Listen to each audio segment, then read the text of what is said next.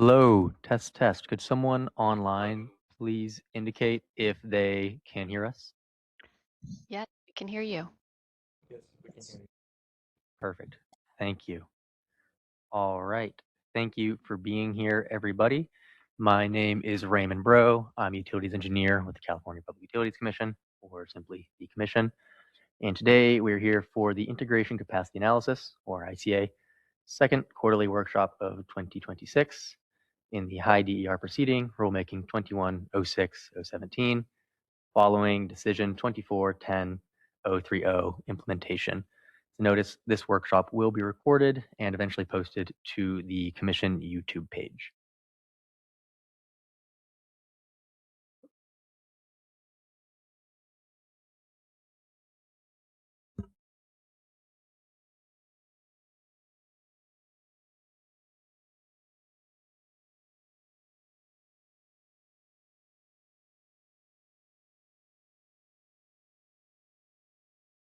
Pardon us, we are figuring out the slide advancing. All right. Some initial notes for those in person. In case of an emergency, staff will call 911 to evacuate. Please proceed out of the two exits. This will be behind you all for those in the auditorium to the Civic Center Plaza, and then you will walk past City Hall, which is Kitty Corner from here. Additionally, if you go out the hall, there are bathrooms and water fountains across the lobby. You will stay inside. You don't need to go outside for that. Additional ground rules. Please raise your hand for questions, both in the room and online. If you please identify yourself and your organization before speaking, particularly those of us in the auditorium. This is useful as our names will not pop up individually. Try not to repeat what another person has already said, and please try to stay on topic. Additional logistics, this workshop is being recorded and will be posted on the CPUC's distribution planning webpage on the presentation slides. That is actually going to be posted on the YouTube. You can reach out to me if you would like that. For WebEx and phone participants, to ask questions, please raise your hand. There's a little icon there on the screen showing you what it should look like, and a host can unmute you so you can ask your question. Additionally, you can type your questions in the chat, and they will either be read aloud, or we may ask if you would like to raise your hand and read your question aloud.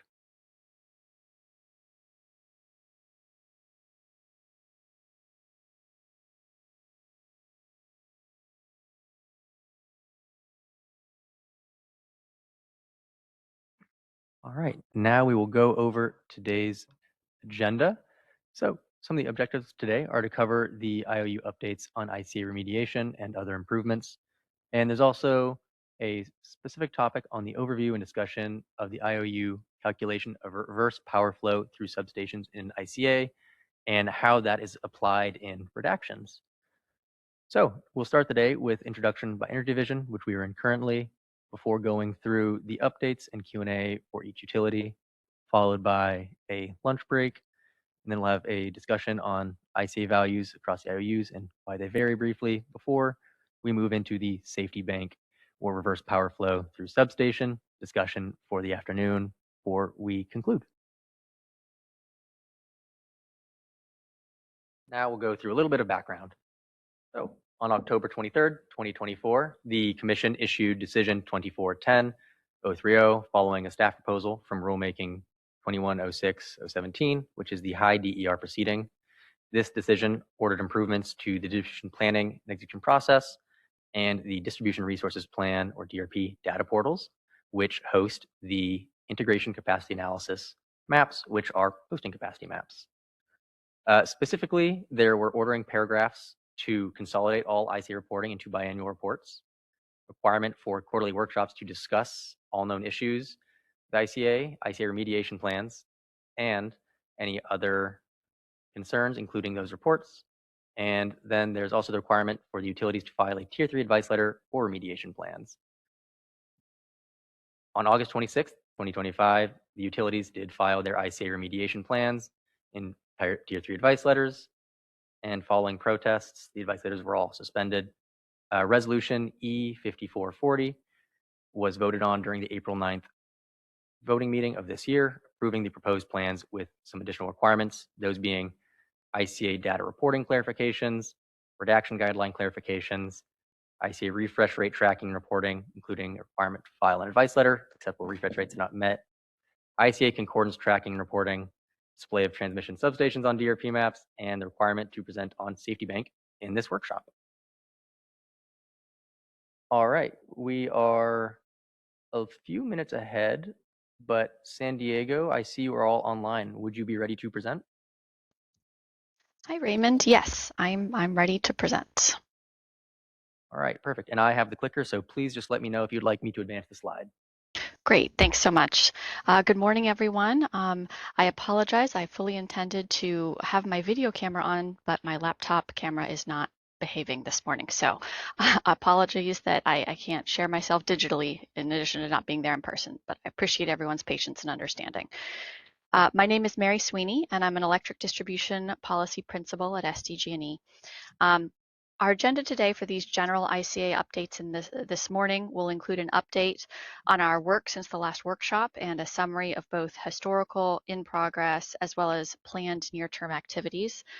We'll then share the results of the Load ICA data validation efforts through May of this year and provide a high-level reflection on our past data validation efforts. And lastly, we'll cover next steps. Next slide, please, Raymond. Our latest activities since the last workshop include initiating planning and implementation of the requirements laid out in the April ICA remediation plan resolution, as Raymond just outlined, and of course, preparing for today's workshop.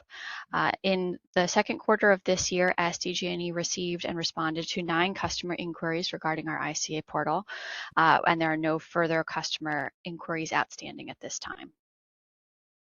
Next slide, please. So this slide lays out in a slightly more detailed manner the range of enhancements, updates, and adjustments made to the ICA process since 2022, as has been requested during recent discussions, as well as in compliance with the April resolution. As you can see, the left side here captures the historical activities that have been completed to date, whereas the right side reflects those activities that have either not begun yet or are still in process. If you could just click once, it's going to underline something, Raymond. Thank you so much. And I do want to add a little more color to one of these in progress bullets because we understand that there was stakeholder interest in providing kind of some early monthly statistics on the refresh rate at today's workshop. But in line with the timeline laid out in the April resolution, SDG&E's teams are still very much in the process of developing our internal tracking system for this. We're diligently working on this and plan to complete the necessary QA/QC as well as beta testing ahead of the required October implementation date. So hopefully at the next workshop, we may be able to provide a light preview, but at this stage, we are just not prepared yet to do so. Next slide, please. So SDG&E's data validation efforts are summarized in this figure, showing the segment level results from the Load ICA as of the end of May 2026. This is going to be, again, a familiar graph to those of you who've joined us for the workshop before. SDG&E has thoroughly investigated our Load ICA data and made significant improvements in our modeling over the past several years.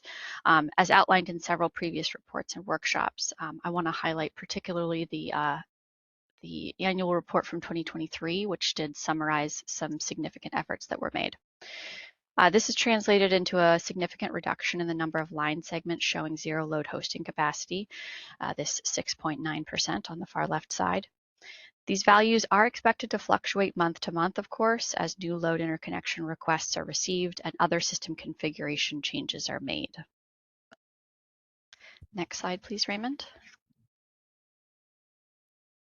At our previous workshop, I know there was a lot of discussion as to the progress that SDG&E had made on the reduction of those reduction of our zeros in the past. So we did assemble this slide to kind of provide a reflection. We've engaged in a very thoughtful effort to increase the confidence in results that indicate that there's no load hosting capacity available on a particular line segment or substation transformer. In other words, the proportion of zeros in the Load ICA results. We've revamped and revalidated our Load ICA models and analysis as outlined in this slide. The first bullet here constituted a pretty significant effort to ensure that all load needs are modeled accurately. Engineers performed field visits to verify the status and settings of various field components, such as voltage regulators, capacitors, substation, load tap changers, and so forth, to ensure that all of these settings and status were appropriate, which enabled SDG&E to effectively reduce the instances of false zeros being reported. Additionally, adjustments were made to the methodology of how we assess voltage fluctuation within ICA to modify the acceptable voltage limitation shift. This reduced instances in which a zero was reported when there is unlikely to be a true constraint on the system. SDG also adopted an updated version of the Synergy Electric software, which addressed an algorithm error from an earlier version. And through all of these modeling corrections, software updates, methodological enhancements, and process improvements, since 2022, we've made significant progress, as can be seen here in this graph, in reducing the number of line segments and substation transformers showing zero load hosting capacity. And these improvements have been maintained, as can be seen by the relatively stable portion of zero load percentages on the right-hand side of the graph over the past year and a half. And that's, again, a result of these early efforts and ongoing QA/QC that's performed routinely on our models. Next slide, please. As for next steps, SDG&E, of course, we will continue the ongoing planning and implementation of additional enhancements, tracking, and reporting as ordered by the April resolution on remediation plans. We'll also prepare the next ICA biannual report for submittal on July 31st of this year and work with our partners at SCE and PG&E to jointly prepare a Tier 2 advice letter that will establish or modify our approaches to the calculation, application, and redaction of reverse power flow through the substation, as will be discussed later this afternoon. Next slide, please, Raymond. So as always, we provide a few links to resources here, both our ICA portal as well as the email address where any inquiries can be received. And at this stage, you're welcome to advance it one more slide, and I'm happy to open the floor to any questions. Are there? All right, there's a question in the audience auditorium, so I'll hand that over.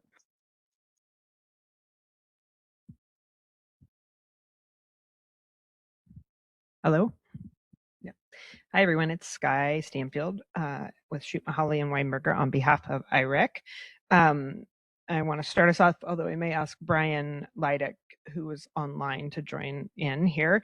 If you can go back to the slide on the reflection on past data validation efforts. I'm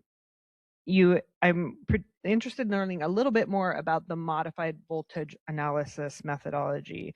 My notes captured that you said that you had made some changes to the voltage fluctuation. Can you just describe in quite a bit more detail exactly what the problem was you were trying to solve for and how you solved it in the model itself with respect to that? And specific, what was the problem and what is this, how did you modify the methodology to fix the problem? Sure. Yeah, no, great question, Sky. I'm going to take this chance to pass it over to our ICA technical SMEs online because they'll be able to provide more insight here.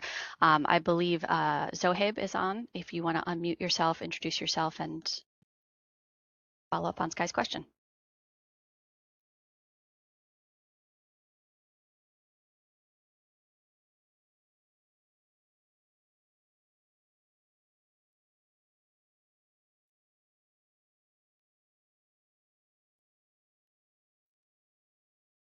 This is Wilfredo with San Diego Gas and Electric. I'm not sure if Zohaib can unmute himself, but can you guys hear me? We can. Thank you, Wilfredo. Wilfredo, could you speak up just a little bit? I think you're coming out a little garbled. How about now? Can you hear me better? It's better. Is there any way you could be a little louder still? Yeah, I'm being as loud as I can. I think my computer mic might be. How about now? I'm getting as close as I can to my computer. This is doable. Okay. We had this, there's been a lot of changes there, but one of the main things that I understand as we made changes to the voltage methodology was that for an initial condition of voltage, we identified that there was actually an immediate need to expand some of the window for the initial condition of the voltage. So what we do is that we technically and hopefully, so he's the one who actually run the analysis can add more detail to this. But my understanding is that the way we don't just if when we test initially, we don't just go straight to a zero if the window, the voltage is already outside. We allow some initial condition, which is what do we call it? It's like a threshold before we start monitoring the voltage, and we allow a 0.3 deviation from the actual voltage before we start counting as a violation. And this allows for us to not just automatically go into a zero where there's no capacity. And I think this was discussed in some workshop with the other IOUs. I'm not sure if the other IOUs recall some of this. I know this predate my time with the ICA, but that's kind of where it's more related to the initial condition on how you start evaluating ICA on the voltage. And so I don't know if you were able to unmute and give more detail to Sky. Yes. Hi, everyone. My name is Zohaib, and on the ICA team for SDG&E. Yeah, what Wilfredo mentioned was a big component of what reduced the load ICA zeros initially. But I want to also highlight some of the other things that we've done just to reduce the zeros, including working with the developer of our Powerful software, just to continually update the software and reduce zeros that way. One big push that we've had in the, I would say, the recent year or two is just to speed up our ICA processing so that we have time at the end of the month to do a lot of QA QC before we push those results out onto our ICA portal. So there's a lot of different components that went into reducing our ICA zeros for load.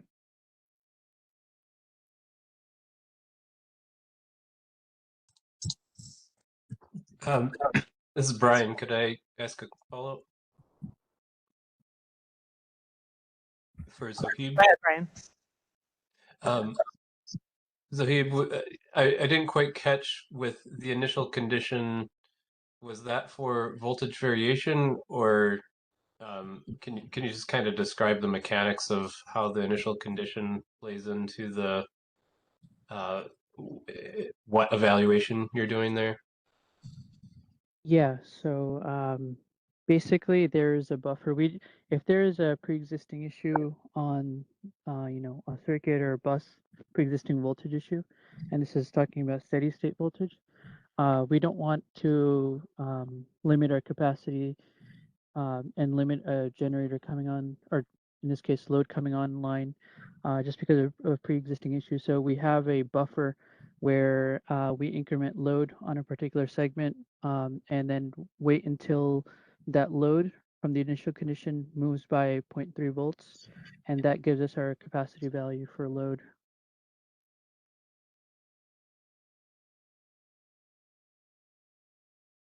And that was the major thing that reduced our load IC zeros. So it's a steady state voltage. Yeah. But the threshold, can you explain again how that's different from what you did before? Yeah, so in our ICA, our let's say in this case, low voltage threshold was 116 volts per ICA. And if in the past, what we had done is if there was already low voltage on any segment, that could cause us to display zeros on other segments on that circuit, but also different segments on any circuit connected to that bus as well. And so that was causing a lot of zeros that weren't fair in terms of showing what capacity could exist. And so we have this, so that's when we decided to create this buffer. And not only did that reduce the zeros on that particular segment and circuit, but also on the adjacent circuits as well. I hope that answers your question.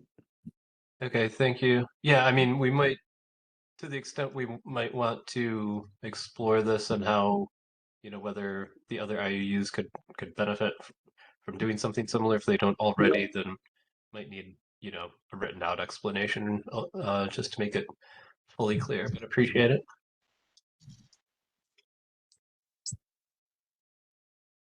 So can we just make an actual note that we're asking for them to provide a written description of what the specific problem was and the specific solution? And San Diego, thank you for that. It's helpful. This is exactly what we were hoping to learn. But it'd be good to have that in writing. So maybe would you guys be willing to write something up and either send it to the service list or something within the next couple weeks? Hi, Sky. This is Mary. Yeah, absolutely. I can appreciate that a visual and written explanation is probably going to be more helpful or clearer. So yes, we're happy to provide that follow-up. Great. And Raymond, you're noting that down, so I don't forget either. Okay, and then I also wanted one more question on this slide, which is, could you also be a little bit more specific with respect to what the upgrades, I know I've asked this before and I can't remember, but what were the upgrades to Synergy and what were they addressing, like a little bit more, what actually did the Synergy update include and how did that change the results?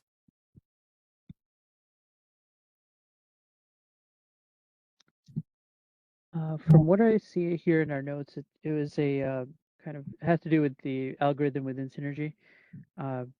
Fortunately, Katerina is not on the call. He has the specifics, but it had to do with the it was an algorithm error that it resolved. And Sky, I can offer, I know that this is not quite as detailed. I don't have insight exactly, but I can tell you that the version change was from the version 6.11 up to the version 6.24. So it captured a variety of changes. I'm assuming quite a bit of space between those two numbers as far as the versioning. But the issue that we were aware of was this algorithm error that had been addressed in the updated version. But as Zohaib says, Katerino is our in-house SME who has the most history on this, and unfortunately he is not in the office today. Okay, maybe I'll just add that to the list then. I don't know what the algorithm change was, what the problem was or what it was solving for. So if you guys can provide a more detailed explanation of specifically what was this algorithm, what it was causing, and then what problem it was causing, or why it was being updated, and then what the end result of the update was, and how did the algorithm change or whatever, that would be helpful. And specifically with both of these, I think we'd be particularly interested if you have any ability to tell us what the magnitude of the change was. So if you looked at the looking at the slide with the way it's changed over time, when you implemented the change, how many what percentage did that seem to resolve in terms of the numbers of zeros, or some other way of looking at what the magnitude of those two changes in particular would be great. I know that the visits to the site and the QA/QC is also really important, but I'm just asking about those two particular ones at the moment.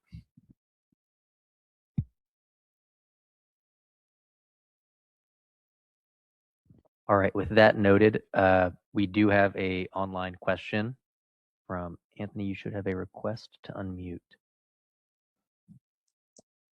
Thank you, Raymond, and thank you, SEGNE. I did have a very similar question on this, but one thing I was interested in, and I don't think I heard super clearly, was more to do with the process by which, the error was identified at first. You know, there's a lot of zeros. From there, what exactly the process was to get to figuring out what the solution is. Did SDG do any internal evaluation and linked that error to something related to the software, or did you go directly to, I believe your vendor is what you said, or to figure that issue out? And were they able to directly or pretty easily tell you that the error is caused because of this or that? Or I'm just curious about the process through which you got from point A to point B a little bit more, not simply what exactly changed. And if you can just touch a little bit on what happened to get from point A to point B, including what SDG had to do or who you had to talk to, basically.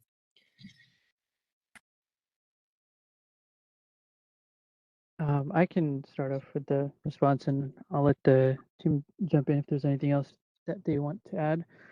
But really, the way we identified potential solutions to as far as reducing the zeros was just by looking at the results, opening up each model. It was a lot of QA/QC, and for example, you know, we had we ran into some issues with modeling our equipment in Synergy, and we had to go in, and it was seemingly small little changes that we made, like you know, looking at the regulator settings, LTC settings, and making sure that it reflects what's in the field, and also also capacitor settings. So just uh, just to create a better, more accurate representation of what's in the field. And then on top of that, just you know, we've seen issues, for example, where even if we do have the correct LTC settings in Synergy, it was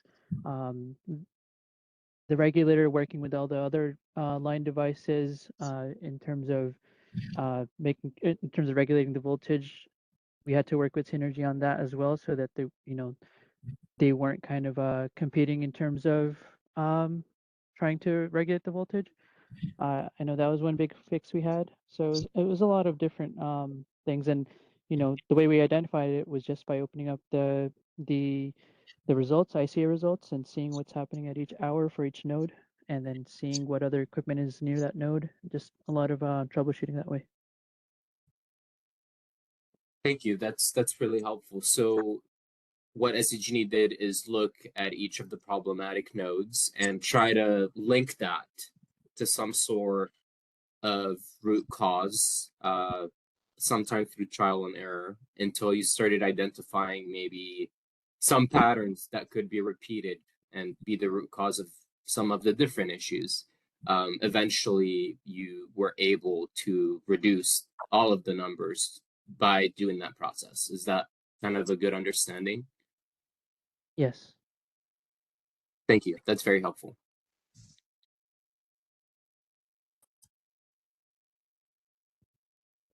All right, we have 5 minutes left to allocate for San Diego. Are there any further questions in the room or online?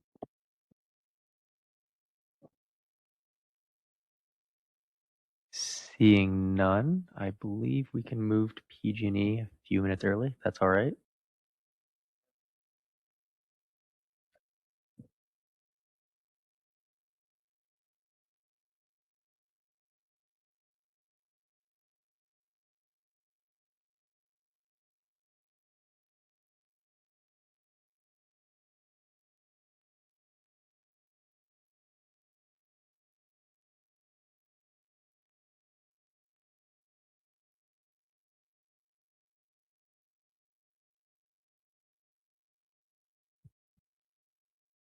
Good morning. Let me just go ahead and progress over to the PG&E slides here. Good morning. My name is Tom Huynh. I'm with PG&E. I'm the manager for interconnection modernization applications for, or other words, ICA. So I have with me presenter Gabriel Ju online remotely. Unfortunately, he will not be able to join us in person, but he is remote to answer any technical questions. While I will be the main presenter, Gabriel will be supporting me in some of these items here that we will be discussing. Related to the agenda, as said, Diego has presented, we will be presenting very similarly while also sharing additional updates. One, of course, being the remediation plan and status and ICA updates, as well as the age of the ICA and uniform load, as well as the substation reverse flow. We'll also be sharing, again, like as I mentioned, additional updates and related to ACE and how it relates to just generally what we're doing within PG&E. Related to the remediation plan status, as it relates to the ordering paragraphs, I wanted to give a status update and related to those. Some of the default equipment settings that we've previously mentioned in previous workshops, we were able to resolve some of the default switching and switch and conductor ratings, and that's been updated and corrected in our model. The ones that we're still working on currently are transformers and conductors, which are things that are flagging in our model and halting some of our ability to execute the ICA on some of these analysis. What that means is we're more intently trying to work with our GIS mapping team to update those models, those conductor types, as well as these transformers that are causing these errors, right? So this is currently a more manual process, but we're exploring ways that we can expedite this in a more easier fashion. So that's ongoing still, and we hope to have that, hopefully completed by the next quarter, but that may go into the following year. Related to OP6, related to the trigger date tracking, we have something there to preview, but in terms of where we are, we're on track is what we would characterize it as. The circuit level trigger tracking data fields are now live, and it's being populated. Our only thing is that the data fields needs time to update. It's not populated all, right? Because we made the data fields available. Now when we trigger, we're able to capture that date. But for any prior data and information that we have on circuits that ran prior, we don't have that data. And so we ask that we be a little bit more patient, and hopefully by the next biannual report of January 2027, we'll have that ready to be shared. Related to OP8, the concordance tracking, we're also on track on that one. For ACE project, that will be our ability to track for load. For Gen, we're currently doing that more manually, but we're evaluating some automated pipelines for the concordance tracking by January 2027. So that's where we are in terms of our concordance tracking. Related to OP11, for the substation display, we're also on track related to that, and that should be available this August 2026.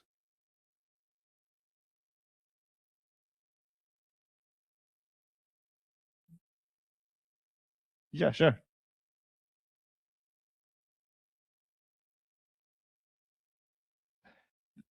I'll chime in initially, and then I'll have Gabe chime in. The ACE project allows us to, and we can probably preview this later, but the ACE project is going to allow us for load to determine is there enough capacity for this load, right?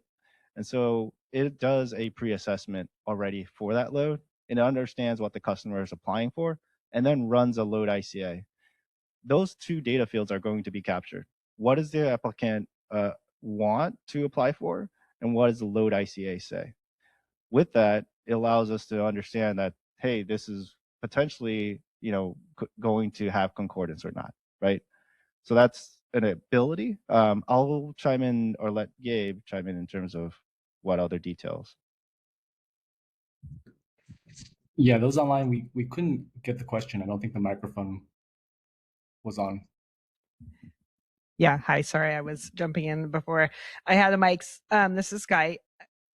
thank you for that explanation, but I'm still totally lost. So I don't understand what I understand what the ACE project is. I understand that the idea is that you'll be able to identify what a customer's load is and then be able to help them better understand the ICA, whether there's capacity via the ICA once the load is identified. I don't understand how that has anything to do with actual concordance tracking for an actual application. Are you saying that you're not going to use the customer's actual applied load? Like, how does the ACE project relate to tracking what the actual applications and results are in the study process? That's the part, because I'm not really, because I think the concordance tracking is somebody applies to interconnect or new load, whatever we call that, energize, and then at whatever the capacity is, and maybe ACE is being used to determine the actual capacity of the customer, but you still need to know what that at the end point what the determination was. So are you saying that ACE is relevant for concordance because you're using it not just in the pre-analysis stage, but in the actual study stage? Yeah. So it's about integration and automation. If we were to track every single application separately and then have to go back manually, look at what the ICA data was historically, because ICA data is always updating in our database and applications are also rolling. So in order to systematically compare the customer's requested load with the ICA at the time of application, this ACE project was a natural way to do that. So this ACE project was conceived before this whole concordance requirement. And partially that's because PG&E was already planning to use ACE as a way to improve ICA. So it was just a natural fit where we can automatically look at applications corresponding to their ICA value. And because we're now connected to the service planning process, which we were never connected to before, we're able to track an application with a identifier like an ID. And throughout its life cycle, we can see where it ended up after engineering review. So did it get connected with no issue, or did it get limited, or do they have to get a letter telling them they had a delayed energization? We're just able to track the application throughout that life cycle with the ICA value. Okay, so it doesn't have as much to do with the determining the capacity amount as much as part of the project is enabling you to track what the ICA was at the time of the application. Did I get that right? And then you'll be able to track it till the end. Right. Yep. Okay, great.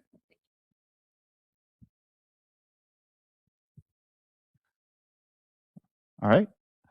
Moving on to the next page here. Related to the uniform load distribution that we're seeing for PG&E as of June 2026, this is our updated graph. And as you can see, we are seeing less than a 1% increase in the zero capacity results. It's a slight increase. And I think it's common to continue to look at the 0 kW and look at that as there's something, see that as a problem. I would say just in terms of consistent data or consistent distribution that we're seeing, I would more positively look at the data that we're seeing above 500 kW. And one thing that we're trying to highlight here is that 42.5% of the line sections can accommodate greater than 500 kW. And if you expand that over to 100, that is greater than 50% of the line sections that can accommodate 500 or 100 kW or more, right?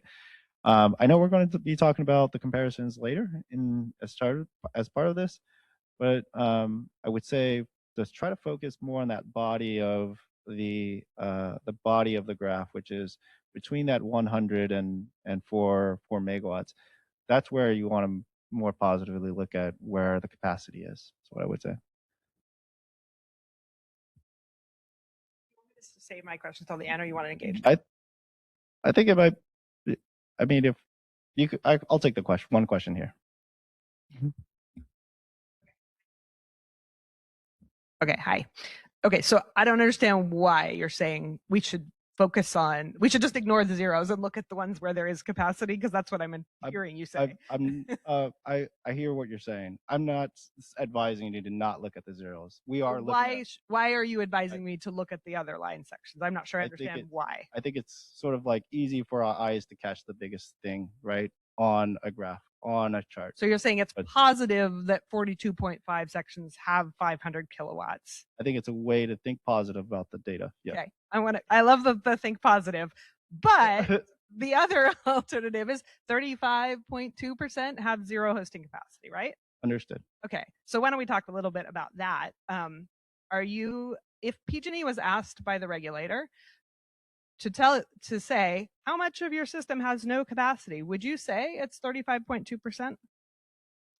Yes. Okay, so that means that in your planning process, when somebody applies on any of those 35% of your system, you're going to have to upgrade them. But potentially with minor upgrades. I think we're characterizing upgrades as the way it's being characterized, the way you're stating it is as if it's significant. There could be minor upgrades, right? Mm-hmm. That are not, and there could be very little upgrades. Yes. So you are totally comfortable with the fact that the regulator thinks your system has 35.2% of zero hosting capacity. Like I can't plug in a TV or a car or anything on over 1/3 of your system. That's what the data shows currently. Okay. And is that what your data shows when you go to do upgrades? I understand there could be minor upgrades, but let's just define that delta a little bit. As you're talking about, I think you're more referring to the concordance, right? So what? To the concordance? Because you're well, we're going to get to the concordance. I'm just asking you, like today, this number keeps creeping up, and I want to understand in the end, and the concordance will maybe help us figure that out, but I'm not too certain it will.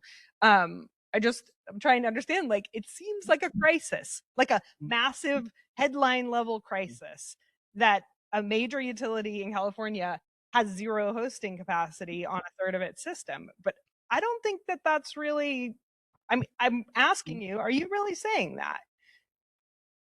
Again, I'm not saying. So I can jump in here. So I think we discussed this in every workshop. I know. This graph is a relic of 2021, right? This used to be a representation. I think stakeholders view this as a measure of data quality, saying you guys see a lot of zeros, and then you question if it's real or accurate. And it's not black and white like that, as we explain in every workshop, right? There's minor upgrades that can be done, even though ICA represents the system as it is now, with the settings that are in place, the minor equipment that are in place.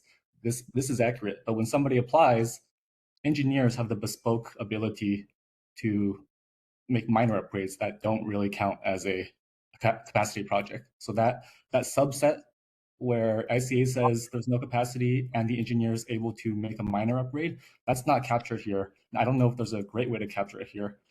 And that's why we're going towards a concordance method of measuring ICA is useful is a better metric than it being completely accurate. So this is going to be a relic as soon as we start providing concordance. Okay. Yeah. Does it make so okay, I get that, and so let me just ask a question about the concordance. When in your tracking, are we going to be able to track that, like with any level of granularity, that the actual minor upgrades in relation to this, like in terms of how to understand this magnitude of the 35%? Like, it's fine. Is it actually it's only 15% because on that 20% of the circuits it's just a little fuse switch out you're talking about? Or like, I'm just specifically asking, are we going to actually, you're telling me the concordance will take care of this. I'm asking you, is the data being tracked in a way that is actually going to help us figure that out? Yeah, so that's one of the benefits of concordance, right? It's not only to demonstrate to stakeholders that ICA is being useful, but it's also for our internal review. So if we see a high level of discordance, we'll investigate what's going on. And if a large portion of that is fuses, then we'll weigh the decision in, like, there's going to be trade-offs, right? If we start filtering out fuses in our capacity studies, we might get some inaccuracies in its own way. But then the trade-off is more applications will be concordant. We'll have to weigh that trade-off, and we will have the data to be able to do that.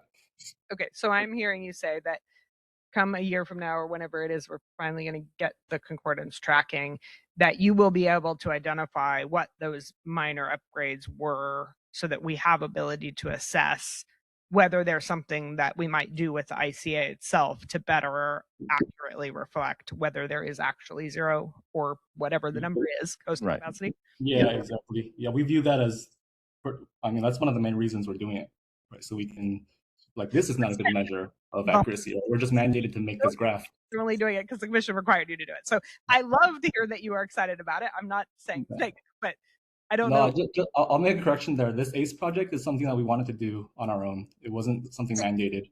Yeah. And I think it's, I'll make one last comment and then maybe we can, if there's, I was going to say that in related to the concordance tracking, what we're going to be doing is in terms of generation, it's going to be more manual, and certainly that will be still a hurdle for us, right? In terms of the load using ACE, that will be much easier, but what we're looking for is improvements. So we are looking in terms of what that data provides us, what improvements we can do to the ICA. I saw a hand up that went down. Anthony, if you have a question still, you can re-raise it. But I do also see a question in the chat from Ben Schwartz from Clean Coalition asking, what does it mean that it isn't black and white? And I think that is in reference to the distribution of these zeros and other capacities. Yeah, I think it's in reference that when you see 0 kW, it isn't black and white in terms of it's 0 kW all the time, right? When we publish 0 kW, there is still minor upgrades again that can occur for each transfers that could be done in order to accommodate a load or generation. So, and those are again things that engineers can explore during the manual engineering analysis. Ben, I saw a hand go up and then go down. If you have a question, please keep the hand up. Yeah, sorry, I didn't think that I put it down or anything. But Ben Schwartz here with the Clean Coalition. I guess the question is, if there is zero capacity available, what is the chance that there is going to be something that can be done about it versus this is a violation of some, magnitude of duration that actually requires an upgrade. In other words, if PG&E is saying that 35% is not an alarming number, I think it would be helpful for the commission to understand, well, then what is the real number per se? In other words, what percentage of these projects can be fixed or a solution implemented via the bespoke engineering you described that doesn't actually result in 35% in practice. Otherwise, it does seem like it's hard to take this another way than what the data clearly shows.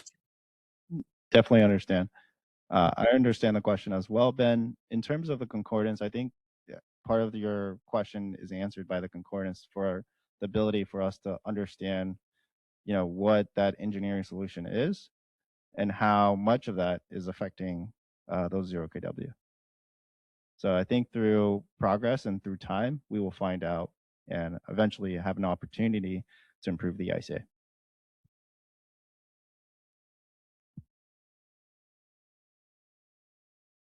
All right. Seeing there are no additional questions, moving on to the next slide.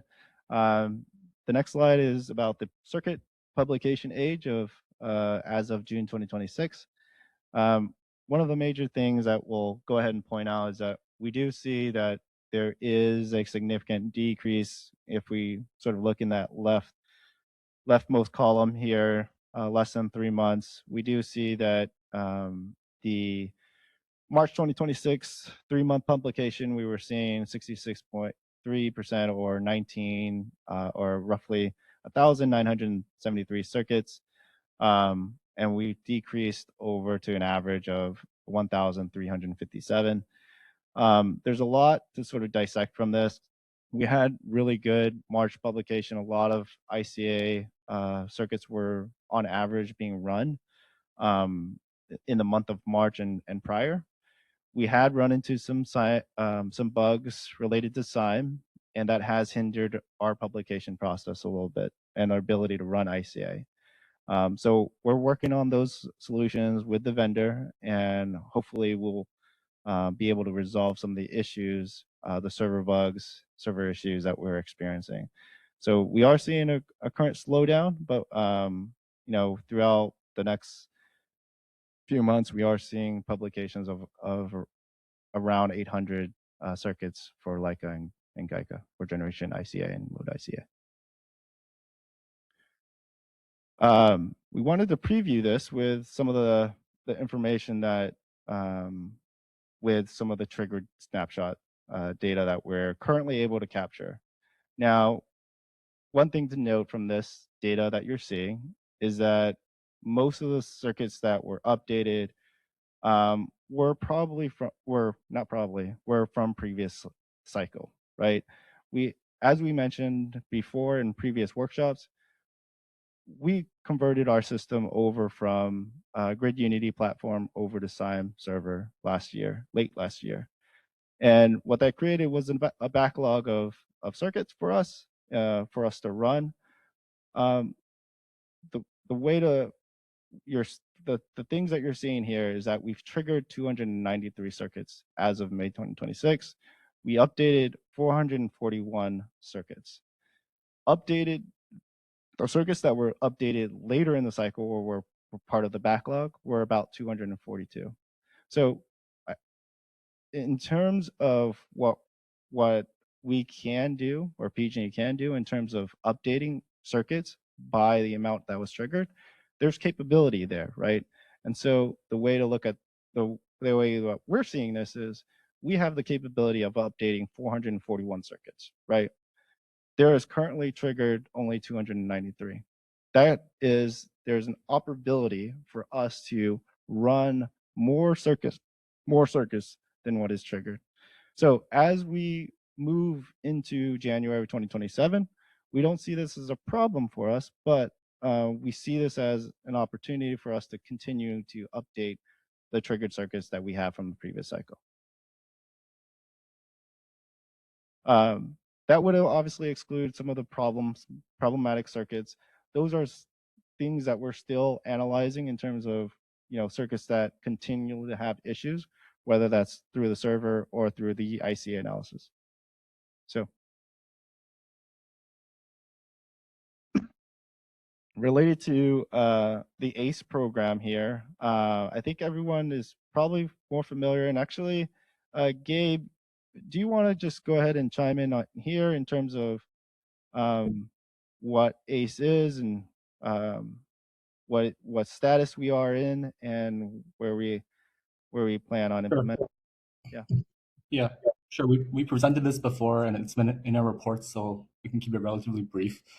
But essentially, this is something PG&E conceived on their own, using ICA data in the service planning process as an integrated workflow to inform customers whether there is likelihood of capacity or not way earlier than they currently receive that information now.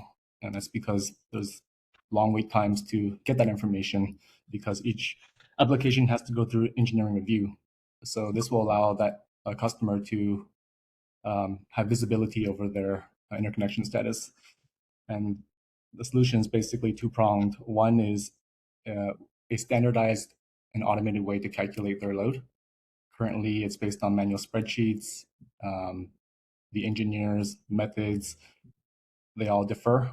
And there's a lot of back and forth with the customer on collecting their load information. So that's also part of what takes so long, and mistakes, kickbacks, you know, all things that result from manual work. So we needed this portion because in order to have an accurate ICA screening, we need to know the load is clean.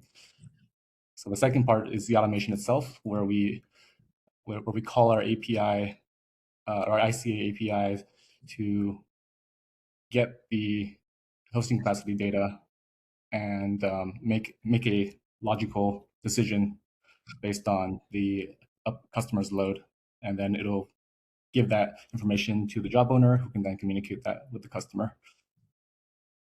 So I think the only new update we have here is, so this ACE has been something that's been aligned with what we've been ordered to do in more than one area. So in addition to the benefits I just mentioned, concordance is one part of it. So this was a natural way to track concordance. And then also this preliminary capacity assessment, which is an advice letter that PG&E filed about a month ago, which is something we've been mandated to do to give a step zero load assessment to customers. The other utilities will probably use engineers to manage this side. We will as well in the beginning, but once ACE is implemented, we see this as a way to give quick and cost-effective results back to the customer.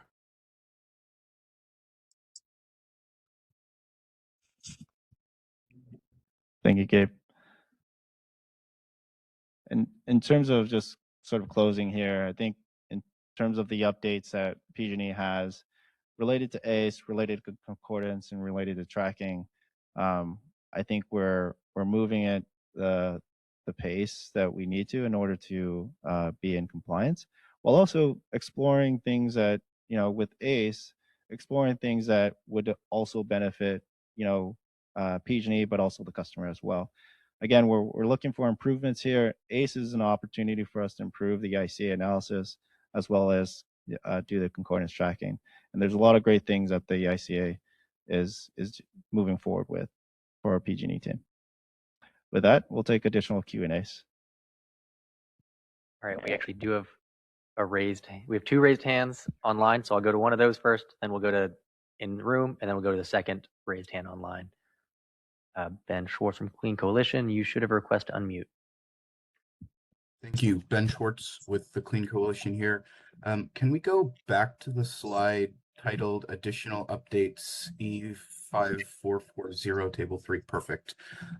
So I just would like to ask a question about that, and maybe I'm misunderstanding the data here a little bit. So right in the context of the resolution, the CPUC confirmed that the target is to get to triggered refreshes within a month. And so I'm seeing here the averaged time is around 62 days. So can PG&E discuss its thoughts on kind of the current status of that within the context of the target, and then any kind of prepared or proposed changes that would get the utility closer to achieving that 30-day metric? Yeah, I'll start off, and I apologize for not addressing that up front there. The 61.9 days that you're seeing there is a combination of the circuits that were triggered, while also the circuits that were backdated or the backlog that you're seeing. So although you're seeing 61.9 currently, in terms of what capability we have, we should be able to produce or run those trigger updates within the month. Oh, okay. Thank you. Yeah, that's very helpful. I appreciate it. All right, now we'll go to an in-person question. Thanks. Hi, everyone. Again, it's Sky Stanfield for IREC. Let's start on the first slide. So for this first topic, I'm confused what complete/ongoing means, because it seems like ongoing just means it's not complete. And I think you explained that, so I'm just calling that out. But I'm genuinely baffled if I understand this. Like, are you saying you're still correcting data in the model, or is the model, this data that you've already corrected, or there's still data that just keeps coming up that hasn't been corrected? Like, help me understand like what it is that the root here is again. Sure. As we map new parts of the system, there may be. Hold on. Okay, pause there. What new parts of the system are you mapping? Like, you haven't mapped your whole system, or these are just brand new feeders? Brand new feeders, okay. Brand new line extensions to customers, okay. Brand new residential developments. These could be new areas, right?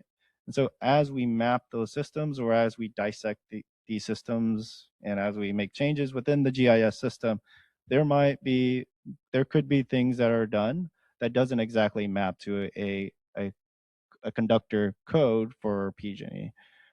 Within our SIME software, we have what's called a ETL, an extract, transform, and load. It's more or less a data extract from our GIS system into our SIME database. It's called the SIME gateway. That allows us to extract data. Depending on what the mapper's input or what GIS team inputs in terms of data there, could map to an equipment within the SIME database. Sometimes that mapping and information doesn't align with what our SIME database has. So what do we have to do? Sometimes we have to make minor modifications to those equipment within GIS. Sometimes we have to make gateway changes to the logic that extracts the information and transforms it into the SIME database, or we add a new equipment within the SIME database. All three are somewhat actions that we need to take in order to correct the system. Now, is it significant? No, it's not significant, but it is still things that we need to do. Okay, and that makes sense to me. I think the main thing I needed to understand was, so we're talking about just new stuff that hadn't yet been mapped or synced. So then once it's done, you're going to do it, you're going to find the problem, you're going to fix it, and then it's fixed. Correct. Going forward until you build a new line section or something. Correct. Okay, cool. Thanks for that clarification. Okay, moving on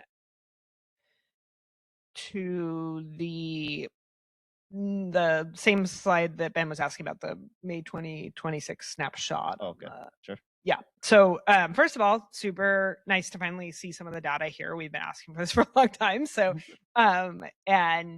and I think I understood your explanation that you're not there. You're a long way from there, frankly, but you are confident you're going to get to a sub 30-day timeline for all triggered circuits by January of 2027. Is that what I heard? Yeah, I mean, that's the goal, is to achieve it by that date. Yes. And we're currently on track to meet it. Yes. Okay. Internally within our system, or our planning process is to make sure that we meet that timeline. Great. So this, I'm not sure if this is what you're going to put in your biannual report coming up, but I would like to ask that you add another field to this table. So instead of saying triggered and then updated, can you say exactly how many of those 293 were triggered? I understand you're catching up, and those are the updated this cycle, and I don't exactly know what the later cycle is, but I want to know specifically for the 293, how many of those were actually updated? And I want to make sure that you're planning on including that. Understand your concern, and yes, that's definitely something that I believe could be easily incorporated. Okay. So. And my understanding from your explanation, and again, I understand it's a work in progress. It is not safe to assume that 293 was updated, even though there were more than 293 updated, because you're probably still catching up. Right. Right. Yeah. Okay. Our trigger is prioritizing older triggers. Yeah. So makes sense. Yes. Okay. And then I want to go to, I sent you guys an email last night, not because I like to give you questions at the end, but I looked at your slides and was trying to make sure I understood what you were doing. And so my email last night was about, it said that this is live. And so I played around on your map to see if I could find it. And I couldn't find it. And now I think you explained this, but I want to just check. So it sounds like you said that it could have been that just the circuits that I was clicking on happened to not be ones that were updated, and thus it's not showing up yet. Is that right? Yeah, I can answer that. Yeah, so I did see your questions last night, Sky, and you're working on responses. But when we say the field is live, it means that the field exists now, and we're populating the data. The UI portion of it will come later. Sorry for not clarifying. It's not live on the map. I Correct. get it. So when will it be live on the map? When is it required to be on the map? I think we may have to work on that one, Sky, in terms of when we will make that available on the UI. But we'll work with our grip team to figure out what its appropriate date is. Okay. Didn't we commit to something? I'm asking like what I think it's January 2027, correct? for the reporting even? I believe so, but let It might me. have been 6 months.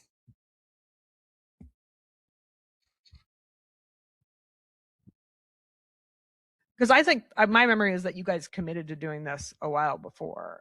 So let's just check that. And then my follow-up question, just I understand that you haven't done the UI, but I wanted to confirm that because what you have now on the pop-up boxes is you do have an update date.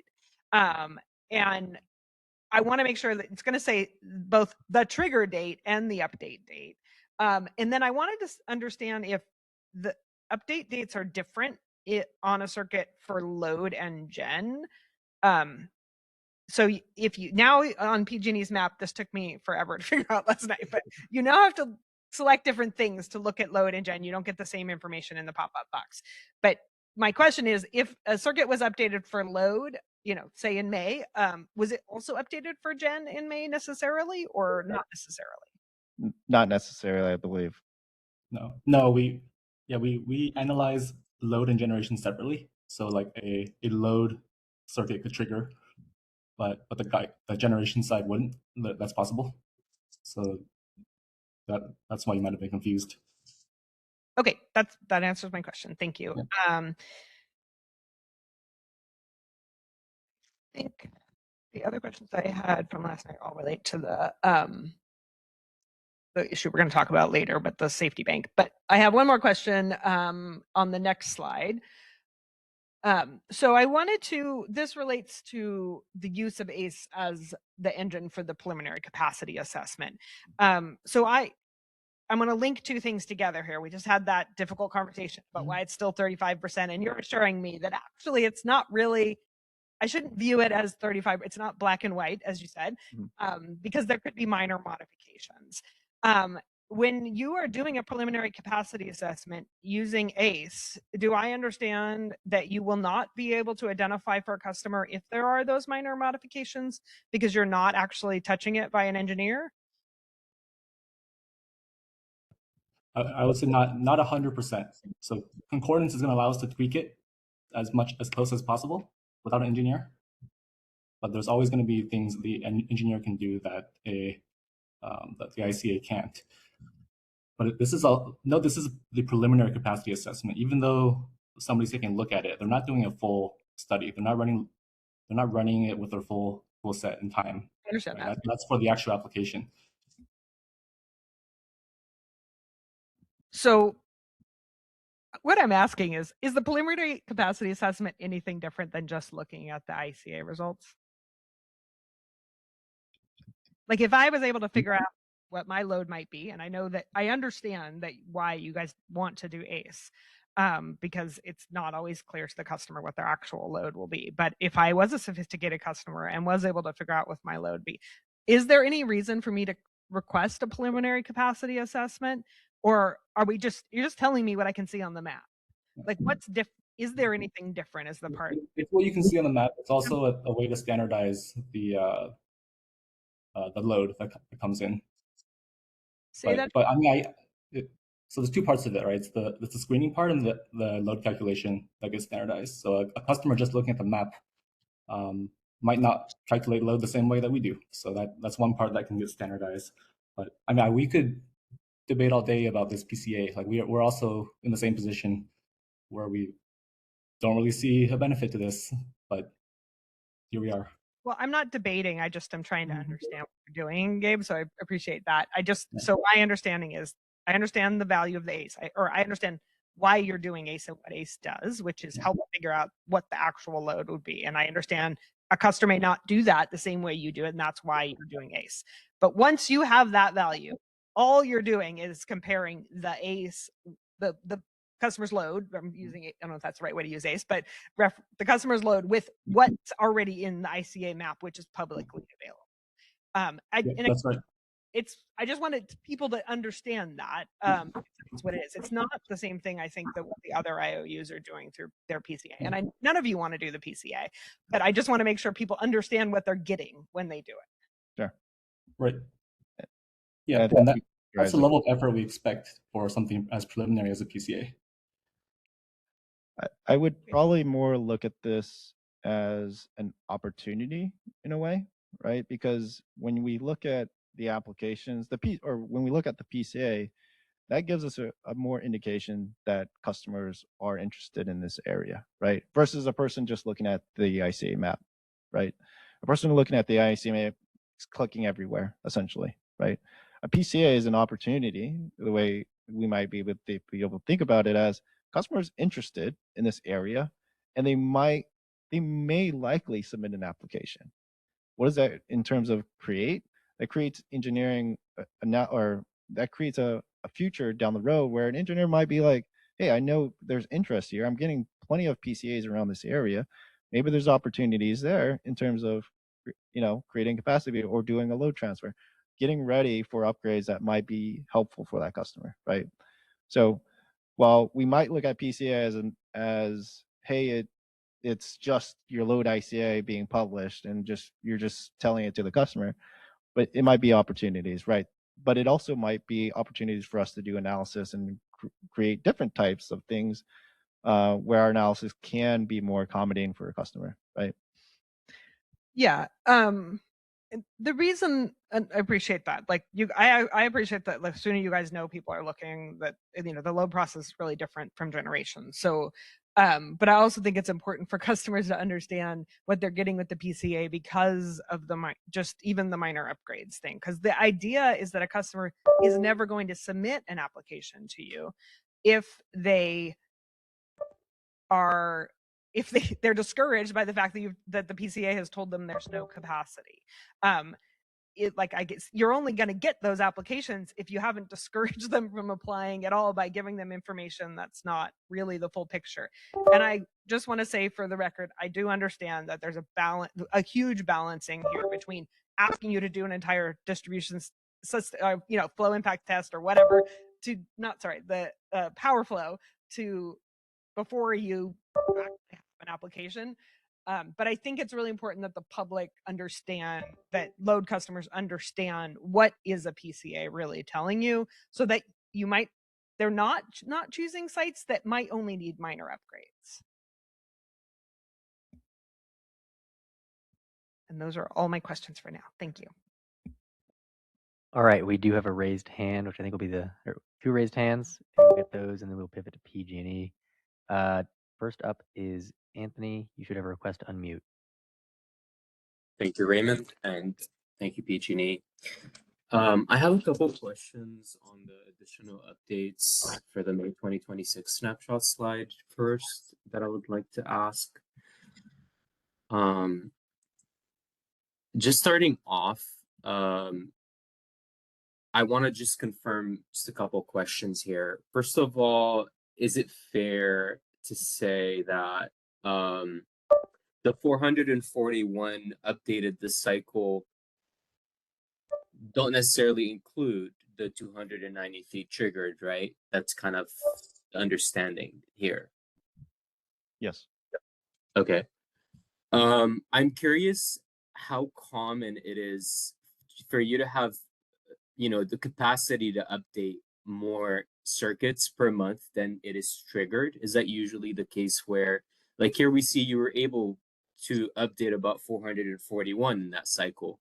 First of all, is that usually how many circuits you can update per cycle? And is it usually that number is higher than the triggered for each cycle? Or do you have that data? Or what is your understanding of it? No, that's a valid question. I would say that the data that we've collected is pretty recent. So I would say we would probably need a little bit more time for us to have the amount of triggered on a sort of monthly basis and the amount of updated this cycle. I will say that I wouldn't expect for the triggered circuits to be significant. We have about 3,000 or so circuits, and triggering 1,000 or 800 would be very much a lot, right? And so I don't see that ever occurring. But who knows? Maybe there might be a month.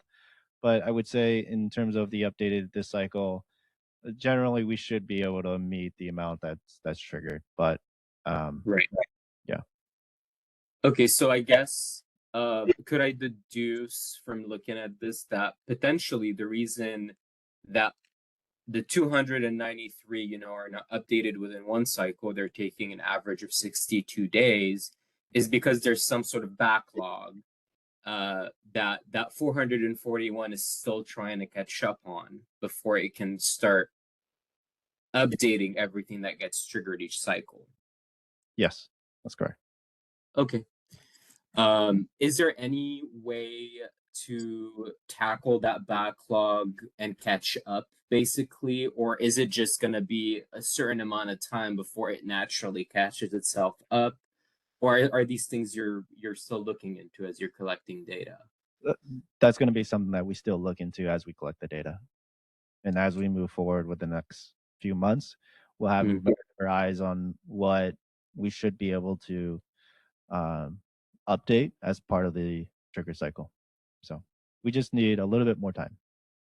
Okay. All right. Other than that, I did want to ask something else related to the zeros a little bit, and I know that's not your favorite topic, and it's a topic that's been beat to death, but I think for good reason. First of all, I mean, our point of view here is that we want the ICA to be as accurate and as matching of actual conditions as possible. I think it is a harm to show zero capacity indicate not an ability to interconnect or energize when there is one. So that's kind of why from our perspective, we usually always go back to that.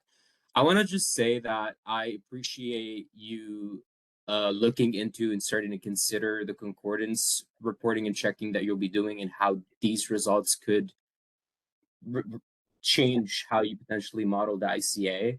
I'll say from what I heard from SDG&E this morning about their process that they went through a couple years ago, tracing these zeros back to a root cause and, consequently improving, reducing the number of zeros is very similar to what this concordance work is meant to do, which is to identify these discordances caused by zeros, track their root cause, and figure out how that can change.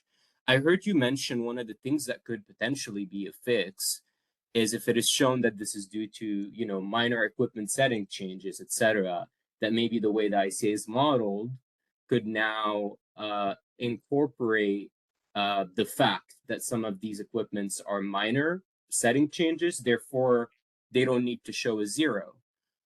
Please let me know if that was a good understanding of a potential modeling change that you could implement if that is shown to be one of the main causes of these zeros.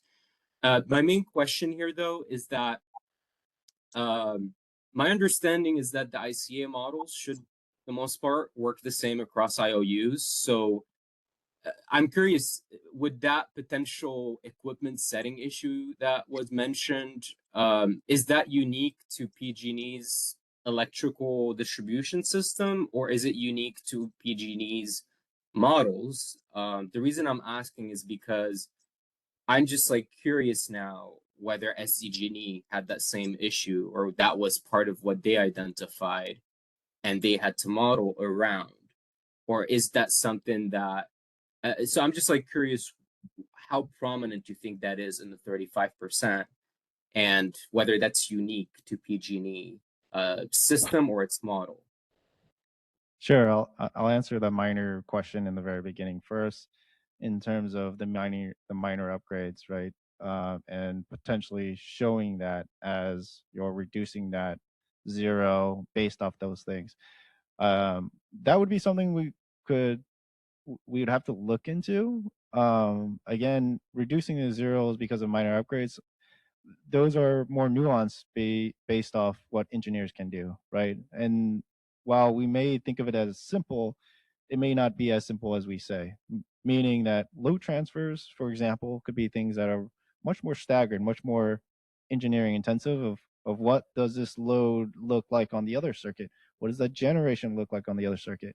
What does that look in terms of the forecast on that other circuit, right? We're not just impacting this circuit or trying to change the capability of this circuit. We're changing the capability of another circuit and what the impacts are. So there's a lot to be considered as part of that.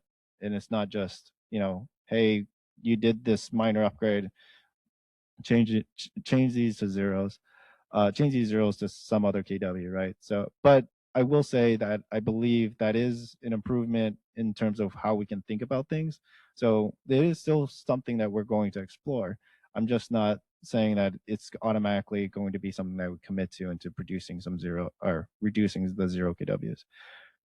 Related to maybe your main question about what, and then it sounds like it's in relation to San Diego Gas and Electric. I think what you're pointing out is that there are some, you know, software. What San Diego, or what I understand from San Diego's updates, is that yeah, there was a software, right? PG&E has SIME as a software, and as we do our analysis and as we run ICA, yes, the concordance tracking will give us an ability to look at the ICA and say, where did ICA produce incorrect results? So that will create an ability for us to address. However, this, you know, SIME has been a software for us for a while. We haven't seen other utilities report incorrect ICA values, and so, but while speaking on that topic, I mean, they're not immune to any issues or software bugs that may occur, right? And so we will continue to explore through our ICA what those changes may be, but I think where you're talking about San Diego and referring to what can be done there, I think is just a little bit different than what some of the things that we're experiencing on our side for the 0 KW. Okay, that's good. Thank you. So basically, you from PG&E's side, you understand kind of SDG&E's process, what they went through, and what their root cause was, and you've compared that to PG&E, and it seems like from your perspective, they are unrelated to what would cause zeros on PG&E's grid. I don't 100% understand all of San Diego's history, but I will say that from what I just heard, recently, is that they seem unrelated. Okay. All right. Thank you very much. Yeah. All right. We have a question online from Ben. We'll go to, and I will note we are. Oh, sorry, Ben. I accidentally lowered your hand. Ben, you should have option unmute. We are 10 minutes over for PG&E. Yeah, if we are low on time, we should just go to Sky's question, because that was something I've been curious about as well, and I know we talked about this feature being live in time for this this meeting, so I was hoping to get some clarification on that, and I'll wait for anything else. Sky, is that your question? Is the one from the chat? Yeah, I wouldn't say it's a question, but I wanted to be clear that yes, you guys committed to do this by already, and it hasn't been done. So I think the best way to address this, and I don't know, you may not be seeing the chat, sorry. So I put in the chat 2 quotes from PG&E's own advice letters, 7686, which was the ICA remediation plan, where PG&E committed to implementing and publishing the trigger dates by Q1 of 2026. It's very clear. It's stated twice that was what you were going to do. And I understand you guys are in process, but I also understood you just said that you're not planning on doing it until January of 2027 now. So the question is, and if you don't know the answer to this right now, I'd ask for a follow-up, just like we did with San Diego, which is, when will customers be able to know if they should bother looking at the ICA data? Because that's what this result tells you. And you committed to do it. Where are we? Yeah, we'll respond later, Scott. Thank you. I just had one other comment. This whole conversation with Anthony was really interesting and good, but also ironic, because like you're both saying you think that your issues are different than San Diego's issues, but that acknowledges that there is an issue. And I just want to say that like we shouldn't be having issues at this point. We should know if 35% is right or wrong. And if there are not issues that are identified here, why is that? after, you know, this long of time. I think what Anthony's trying to do is desperately get you guys to do the work to actually make sure that there aren't issues, and or at least that they're known at a minimum. To put words in Anthony's mouth, of course.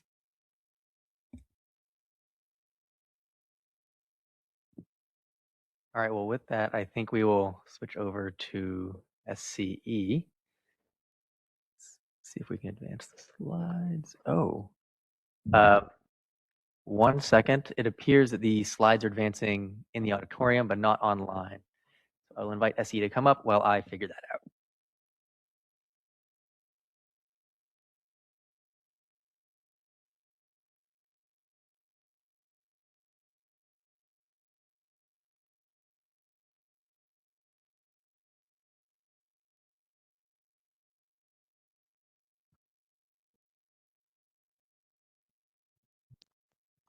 Sweet.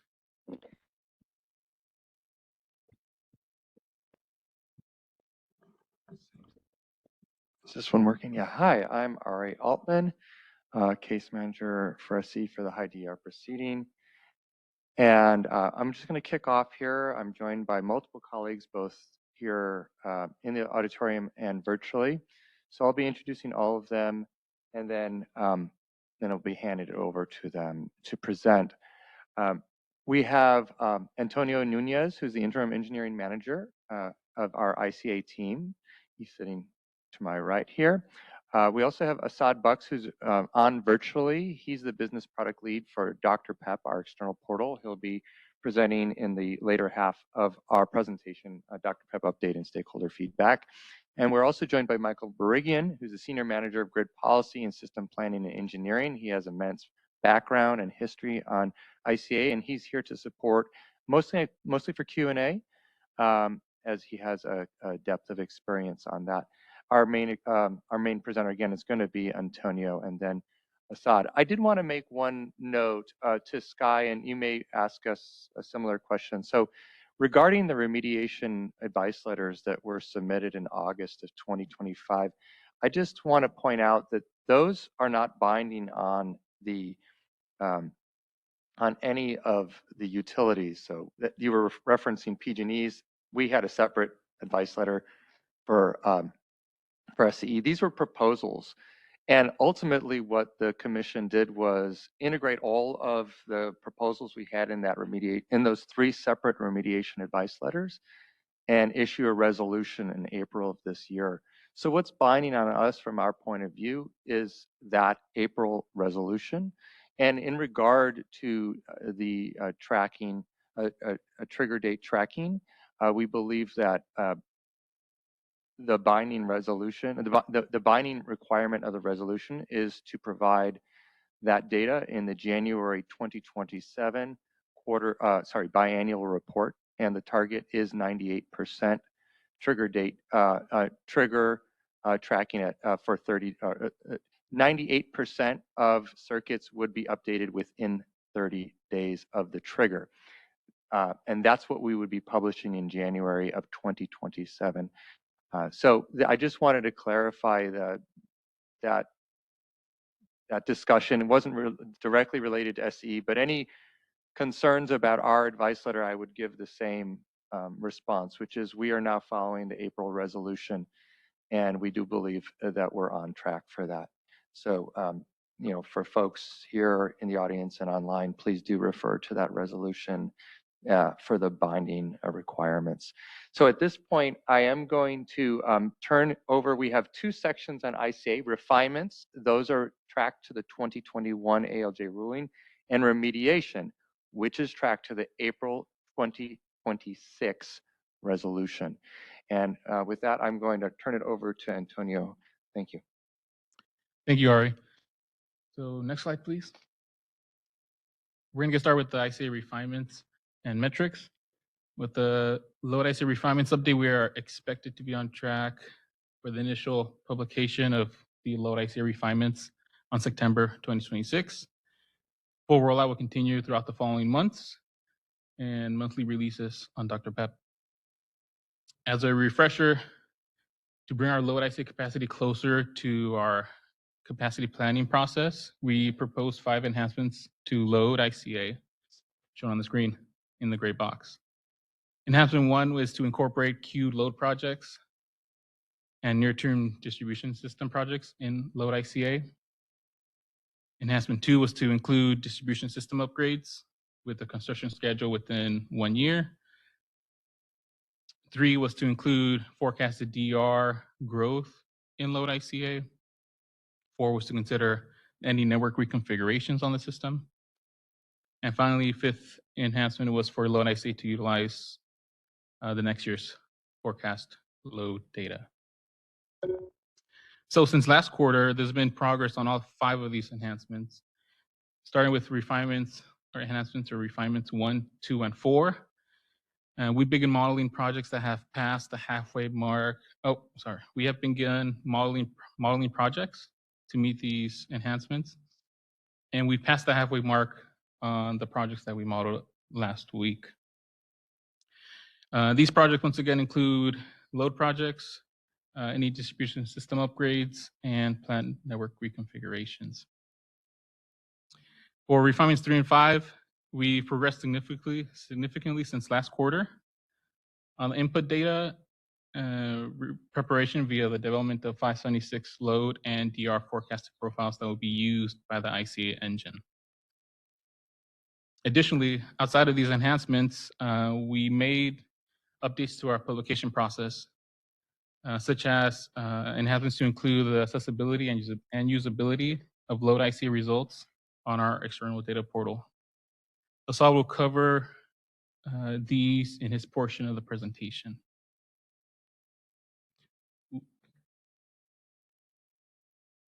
Next, we have the Load ICA metrics update. Here we have the 2 methodologies displayed on the yellow table. Starting from the top down, right, left, we go for most limiting hour methodology, MLH. This is the worst case per hour per node and is the most conservative of the 2. We also have node hour, NH, and this accounts for all the results, all the hours for every node, and it's a more holistic set or a more holistic view of the data. And since last quarter, we have decreased the 0 capacity results, and over half of our nodes show capacity of greater than or equal to 1,000 kVA or kilowatts. For the node hour methodology, the metrics on the right, bottom right, we saw a decrease in 0 capacity results overall, slight decrease there, and we saw over 88% of the node hour results have capacity greater than 1,000 kilowatts. So we flip that metric at the inverse, then that means 12% of the results we're limiting our capacity to less than 1,000 kilowatts. Overall takeaway from this slide is that system performance slows, slight improvement here, and it's shifting towards higher capacity availability since last quarter. And for instance, last quarter in the bottom left, we noted that we had about 40% of the nodes with capacity greater than 1,000 kilowatts. This quarter, it's at 50%, so a slight improvement there. And for perspective, 1,000 kilowatts on a typical 12 kilovolt circuit on our system equates to about 9% of the circuit's load serving capacity. On the next slide, we're going to visualize the results, the metrics for load. And this only displays the date range for up to 1 year ago, this quarter last year. This is the results visualized, but I would like to know that we did put the tabular data in the appendix in later slides, because that's data we previously provided in every workshop. Let's see.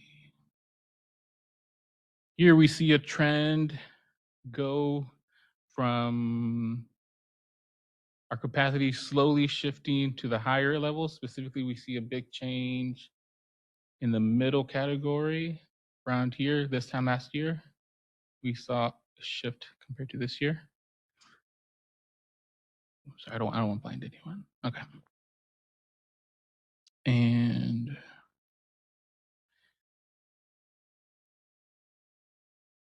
while we also saw that shift go from lower capacity to higher capacity, we did see the shift in zeros slightly since this time last year.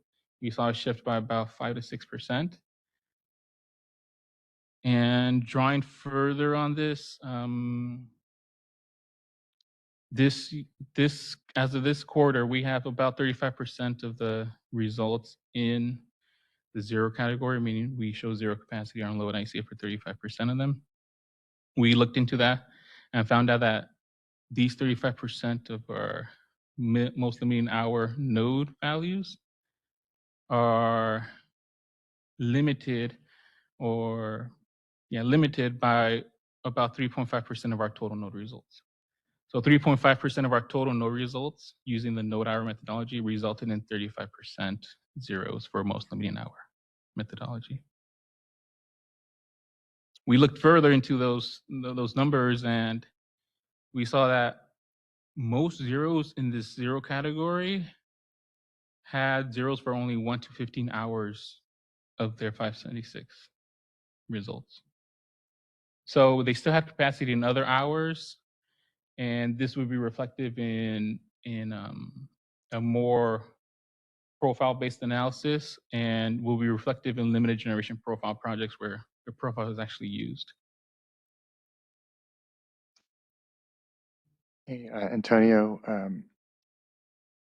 there's a question in the chat that maybe we can take now, or we might leave until the end. The chat question from Ben Schwartz at Clean Coalition is: can you explain where the inaccurate zero results actually end up being categorized? So I think we should first make sure we agree on what an inaccurate zero result is, but then maybe you can clarify where those, what percent would fall into that category. Ben, can you specify an inaccurate zero results? Ben has a hand raised. Ben, you should have a request to unmute.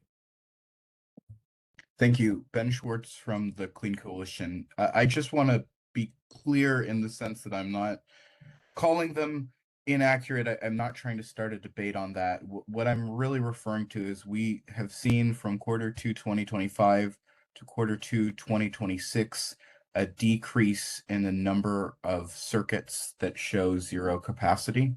And so what I'm hoping to understand is, where do those decreased values end up being distributed now that there is actually capacity showing?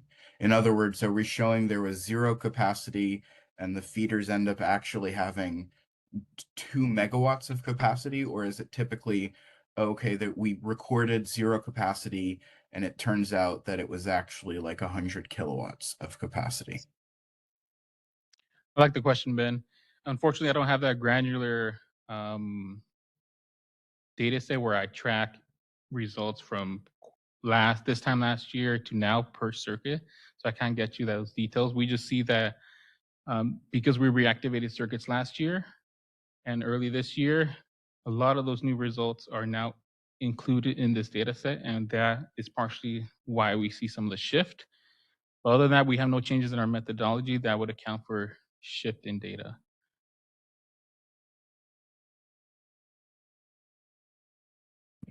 We have a question in the room. Do you want me to ask questions about this, or do you guys want to finish and come back? Yeah. Okay. Great. So thanks for this. I just wanted to make sure I'm understanding some aspects of this. So I understand, I didn't quite catch the percentage, and I want you to state that again so we can write it down. But I understand you saying that for some of that 34.3% or whatever, some percentage of those are showing zero results only certain hours.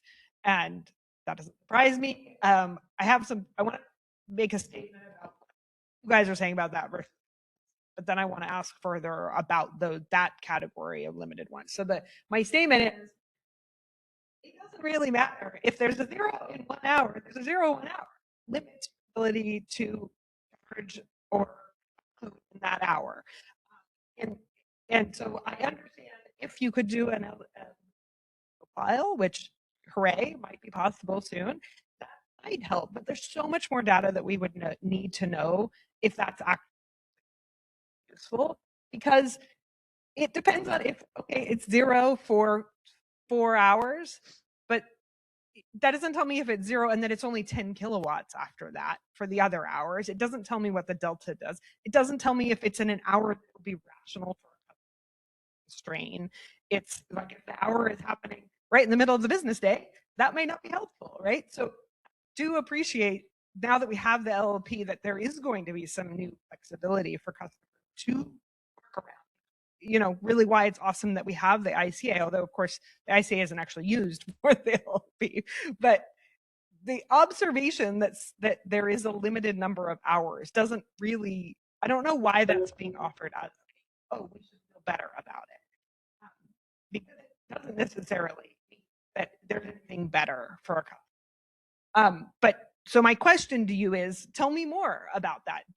Are those hours, do you want to provide some data that show us why we shouldn't be concerned with that?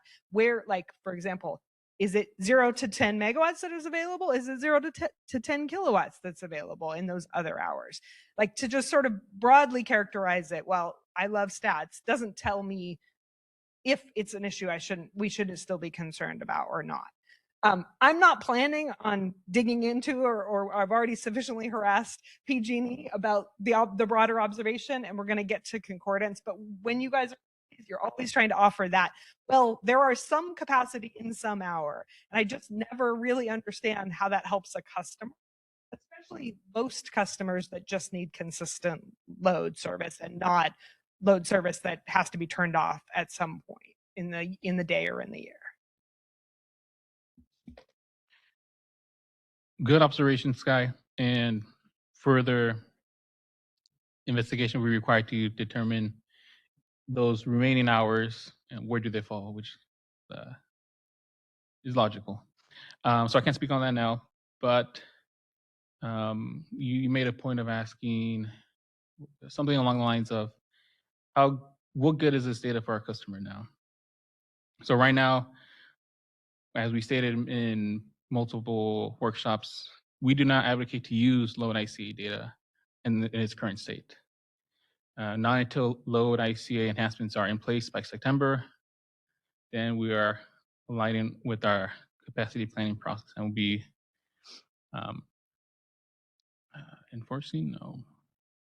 advocating for load ICA. So right now, we don't think this is a good use of our time or energy to continue looking at these metrics. Okay, but you are saying that come September, it will be worth looking at those metrics? It will be more worthwhile. I am so excited. So let's get there. Yeah, maybe just a little bit to add to Antonio's response there. I think one of the reasons we're highlighting the hours that have capacity, non-zero capacity, is, it could be an indication that correlates to how severe the grid upgrade may be. So if these zeros are driven by steady state voltage that falls below the limit by like a fraction of a volt, that could be a situation where changing capacitor settings, a load roll, could actually accommodate the customer's energization request. The time series results that we publish should help answer your first question about whether it's 10 kilowatts or 1 megawatt, because you'd be able to trend and see, is it going to 0? What are the values before and after those zeros? Yeah, that's exactly right. I was about to say, like, we actually have the steady state voltage values for all the hours, right? So one can look at that on the map if maybe come September when you're suggesting we look at it. Can you say again, I meant to, what percentage it is that you think where there is only a limited number of hours? I think you had that stat. Looking at the holistic set of results, we determined that this 35% of most limiting hours zeros were due to 3.5% of the total, 3.5% of the total node hour set of results. Wait, say that one more time. Just I'm doing the inverse. Stat. Yeah. 3.5% of the total ICA results. So that can be node hour, meaning each node has 576 set of results. So 3.5% of those resulted in the most limiting hour zeros being about 35%. Okay, so you're not, so maybe I was thinking you were as a different stat. So you're saying that you don't know for the 34%, how many of those have just a handful of hours constrained? Oh, for those, I don't have the exact percentage, but most, I don't have the percentage here, but most of the zeros in the 35% only had zeros for 1 to 15 hours. Yeah, we had that stat. It was about 50%. So about half of that 34.5% of nodes with one or more zeros have 1 to 15 hours with a zero result. Okay, great. That's interesting. Thank you. I have other questions about other things, but I'm going to wait till the end of that. Let's see. So to wrap up the previous statement of September rollout, that's when we want to focus on these results more. We do want to note that the load IC enhancements will, we expect that to shift the distribution of the results shown on the screen. I have one more. On the 50% stat, to view for where they are a handful of hours, would you say up to 10 or 15 or something? Do you guys look if those are out as a consistent block of hours or if they're random? We do not check if they were consecutive. Could you do that? We have to look into it. Yeah, because Brian is kindly reminding me that when we did our what we called our like anomalies analysis or some whatever, and again, which was a very small sample size, but we were seeing like just weird like random ups and downs, and so whether this is something that is good news or not depends on whether it's random ups and downs. Obviously, as a customer, you can't do an LD based on that. But if it is, a couple hours or something, maybe that is doable throughout the year.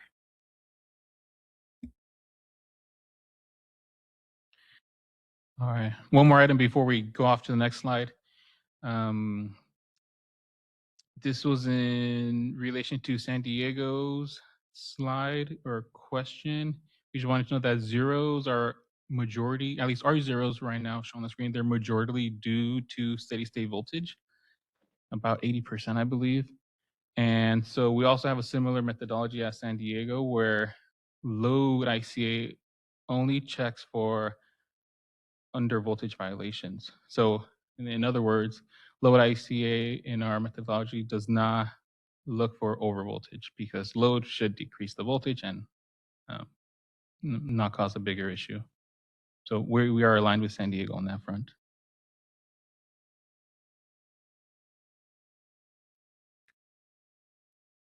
Moving on to ICA remediation updates.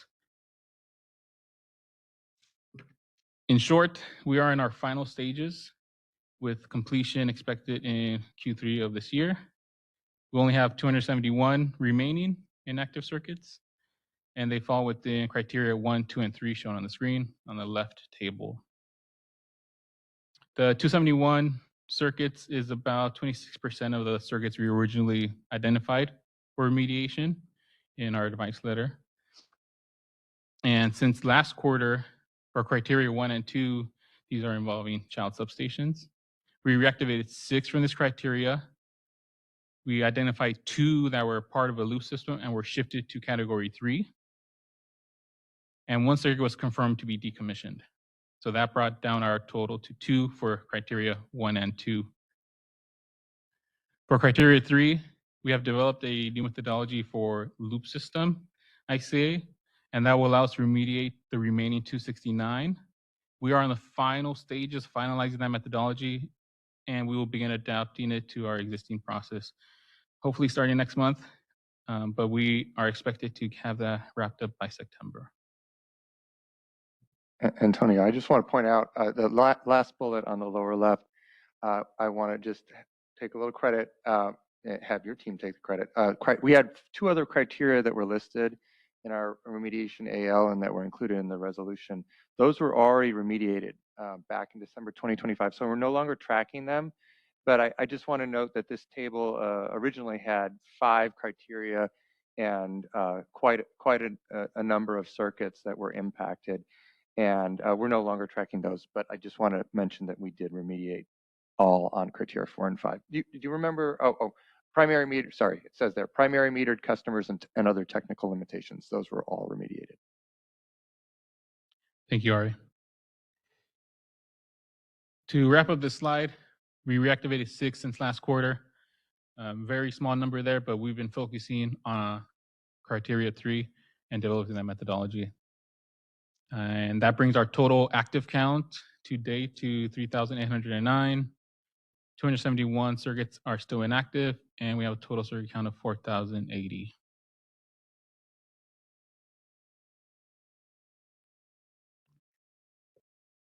Next, we have Assad for the Dr. Pep update.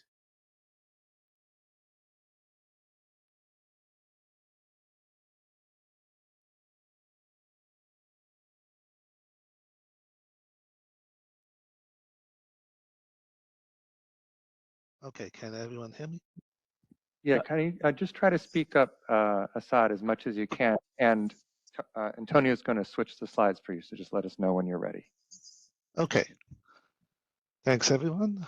My name is Assad Bucks, Business Product Lead. I'll be discussing updates for Dr. Pep. For upcoming feature updates for Dr. Pep, we have several.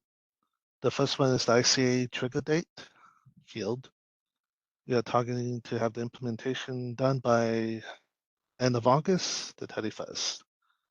And this will enhance transparency by providing clear timestamp of when a circuit is triggered for ICA refresh, enabling users to better understand data timeliness and track update progress for improving planning confidence. The next feature update that's coming up will be the introduction of FICA, which is forecasted load integrated capacity analysis. I just want to highlight, we have deployed the FICA UI enhancements as of May, which we have already received stakeholder feedback, which I will be going into detail shortly. The data sets for FICA will be available by the end of September. The next feature update that's coming up by the end of October will be the sub-transmission line capacity, which will provide insights into the sub-transmission system capacity by incorporating sub-transmission limitations as part of the available load capacity layer. Lastly, there'll be, by end of December, improvements to the ICA layer in terms of aligning ICA map pop-ups and API CSV variable names for consistency.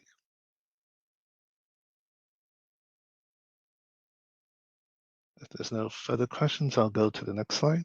We actually do have one question in the room. Yes. Hey there. Can you hear me? Yes. All right.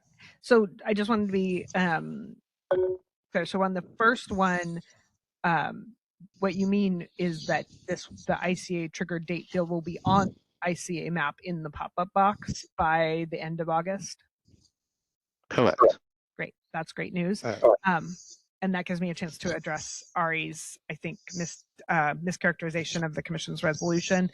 I agree that the resolution doesn't require the biannual, the tracking of your compliance with the trigger dates until the end of or till January of next year or whatever. But the issue I was discussing with PG&E is the publication of the trigger dates on the ICA map, which, and I put this in the chat, the Commission's resolution does say that PG&E, they want PG&E to do it as the way PG&E proposed, which again was Q1 of 2026. It's good news as you guys appear to also be doing it prior to January, so that's nice. But I just wanted to clarify that no, it's not correct that the resolution allows PG&E to wait until the biannual reports to provide them that those are two separate things essentially. But again, the good news is you guys are doing it. I'm looking forward to hearing from PG&E about when they are going to do it. And I just want to emphasize there's a compliance issue with the biannual reports. That's what we're trying to get at. Are you guys actually updating on a timely manner? But for customers, the people using the ICA, that's where this is really most important. And that's why publishing this on the ICA map is so critical. So somebody knows, should I be looking at this result? Can I rely on this result for decision making? Thank you.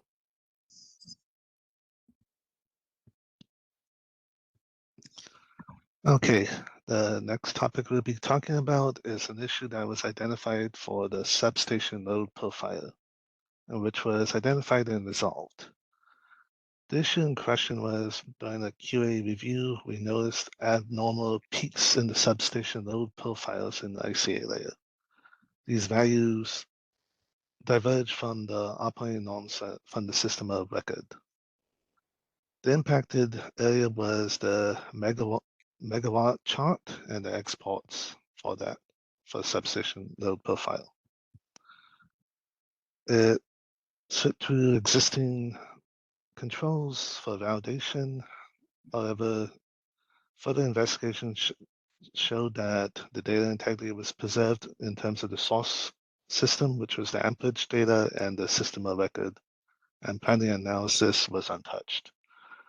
The root cause of the issue was a faulty issue with the amperage to megawatt conversion logic, which was introduced back in October 2025. This was confined, as mentioned earlier, to megawatts and the megawatt chart and the downloadable output. The issue was fixed, the conversion logic was fixed and redeployed once we validated towards tied it to the system of record data. The corrections on charts and exports were published to users as of May 11th.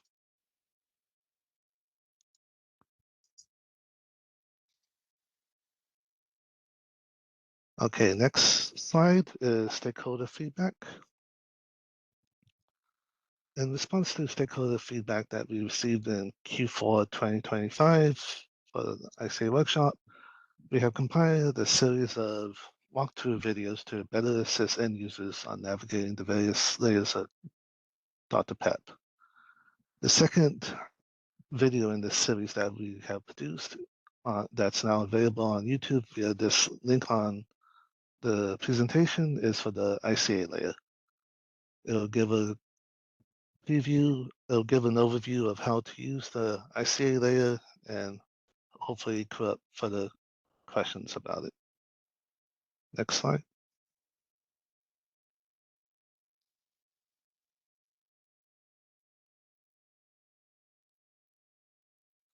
Okay, next slide is, as I alluded earlier to, was inquiry on the forecasted load circuit profiles. As mentioned before, we deployed the new UI in May of last month, and a stakeholder emailed our mailbox regarding the concern on the profiles that was showing historical data and was not aligned to the actual data sets. As mentioned, the root cause of this issue was the release of the new UI for forecasted circuit load profiles. The data sets themselves are still in development and not available. The intent state does expose historical data under the forecast feature. Our resolution plan is to implement a temporary disclaimer on Dr. PEP, which is planned to be released by the end of this month, clarifying that the current data reflects historical profiles and the forecast circuit load profiles will be available on Dr. PEP in September 2026.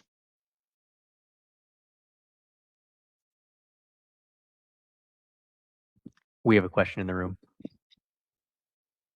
Hi there. I have one question. I'm not sure if it's related to this or not. So if I'm looking at Dr. PEP right now, and a random node that I've selected with the pop-up box. It has a date of the last gen publication and then a date of the last forecast ICA production. And I'm wondering, this is forecasted circuit load profiles you're talking about here, but does that just mean the date of the last load ICA, or are you saying that there, I guess that's my question. It's just, what is this label, date of last forecast ICA publication, referring to? I think you're saying that you haven't actually done the forecasted load ICA stuff. So this might just be a bug, or maybe it means something that I don't understand. Hey, Sky, this is Antonio. So that is a current bug. We had to put a date there. So we put the date when these enhancements went live, which was May. So that's the date that's currently shown, but that still reflects historical load ICA data in the downloadables. Yeah, and if I could also add, I think that's mentioned here.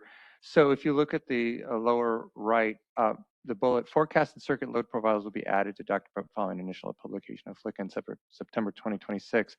So Assad mentioned that the UI update went live in May, but the actual logic isn't in place until September 2026. So it's a little bit of a mismatch, but also kind of an example of why this is challenging. Our IT processes don't necessarily align with our ICA processes. So there is sort of essentially a placeholder on Dr. PEP right now, which is what you're seeing. And I believe we're going to actually, you mentioned, Assad, are we putting up a disclaimer about that?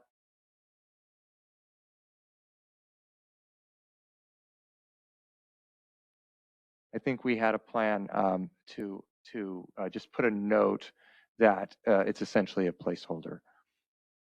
Are we talking about the same thing though? So he's talking about this forecasted circuit load profile, right?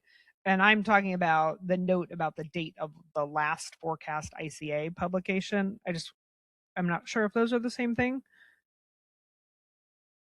And a question which begs a question, like, is the same question I asked PG&E, if the gen and loads are being updated different on different cadences. It looks to me like this is telling you the date of the last gen publication, but not the date of the last load publication. But that's what I'm confused about. And I'm happy to share my screen or have somebody see it if that's helpful. But let me answer that, Sky. Yeah. So the date you mentioned first, that's what I was answering to. And so to state that again, the date right now is just showing the day when these enhancements went live for load ICA. So that data is currently incorrect. We should update our disclaimer to include that as well. Okay, and then correspondingly, so there isn't a date. Is the date of the last gen publication the same date as the last load publication? Correct. So it could be cool to, like, Nick, clarify that too, because that's what essentially was getting at is, like, if they're different dates, then there's a gap. But if it sounds like it's just a labeling issue, and again, not a huge deal, just helpful to understand.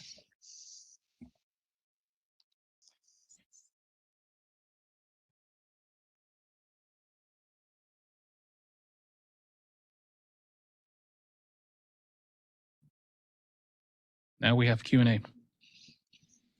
You know, I wanted to just address what Sky raised, and partly this is an issue for PG&E, but just in terms of interpreting the resolution, thank you for citing to that passage that you put in the chat. You mentioned, or you quoted the language that said the commission is supportive of PG&E's proposal to track trigger dates. But I believe that we should probably be focused on OP6. And OP6 is what says, it says within 6 months of this resolution, which was in April, PG&E, SCE, and SDG&E shall adopt equivalent ICA trigger date tracking to that outlined in Table 2. So that's really what I'm referring to. And I think the language that you pointed out, Sky, I would defer to PG&E to interpret it, but it doesn't sound that binding to me. And I think what's binding is the OP6, which set forth a requirement for all of the IOUs. It didn't single out one or another. And that's the one also that we're responding to, and that's what's, we're actually doing it ahead of time. Well, at least the Dr. PEP section, the external portal part, which we're targeting end of August. And then in October, we would have OP6 compliance in place, at least the methodology, and then you'll actually get the tracking in our January report. So I'm not sure if there's continued disagreement. And again, I think maybe PG&E will want to look at what you've specifically highlighted, but I'm looking at OP6 as what's binding on us and that we're trying to comply with. Yeah, I don't know why you're concerned about what PG&E committed to or not. You didn't commit to offering that to customers. You're going to do it before you're required to. That's great. I'm not picking at Edison. I disagree with the assertion that a utility in an advice letter commits to something and then just wipes away if the commission doesn't expressly tell them not to do that. I also just think again, the point here is that it would be really helpful for customers and it'd be nice to know when it's going to be done. I don't need to split hairs on the resolution language. I do think you're wrong legally as well as, but that's not the important point. The question is, when's PG going to do it? We're trying to help customers. You guys committed to it on your own. It'd be nice if you actually did it for customers and you're working on it. We just want to know when it's going to get done. So I think that's the bottom line here. And I am thrilled to hear that Edison is going to do it earlier than they are required to.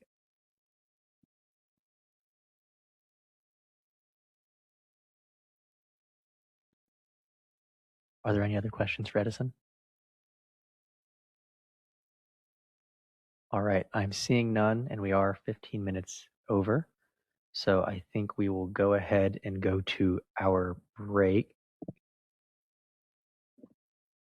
The break was originally scheduled from 11:55 to 1. We may extend this to 1:05 or 1:10. This is the only break for the entire workshop. I know this is the only opportunity for eating and restroom breaks or anything else. So we may extend this to 1:05 or 1:10. Thank you. Is it 1:05 or 1:10? Either is fine. Let's do 1:05. Okay.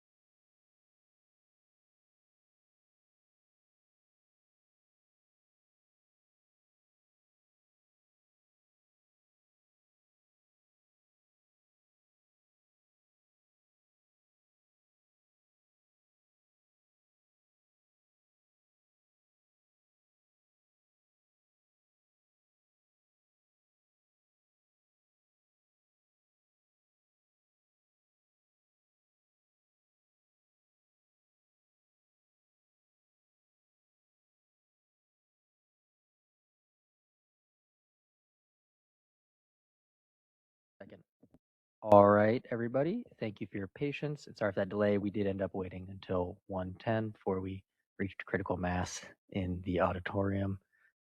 This next topic is one that had been requested at previous workshops, and that was discussing why there is a variance in the distribution of ICA values and capacity across the different IOUs, and whether this is due to methodological reasons or due to differences in service territory.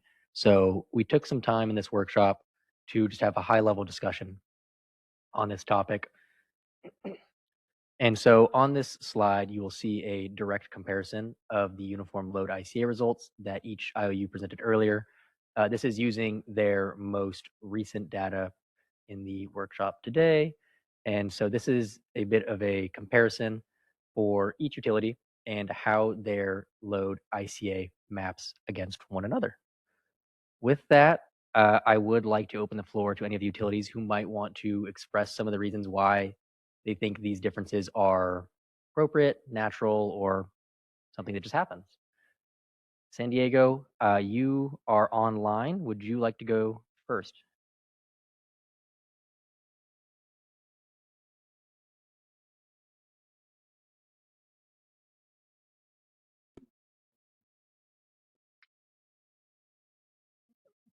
Yeah, I can start off for us.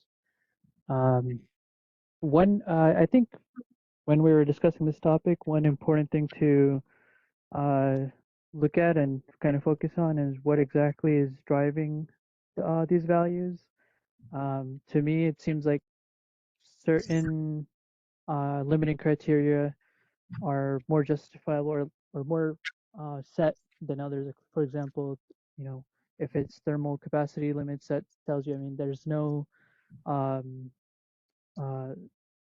that can be pointed to, a certain capacity rating that's being surpassed. Whereas if it's a voltage issue, that's a bit more tricky because, that has to do with how the software is modeling the voltage, at what point does it converge and how the different devices are interacting with each other. So I just wanted to point that out, that kind of breaking this down by the cause is, I think, going to paint a better picture than just what the amount of zeros are, for example, or the percentages.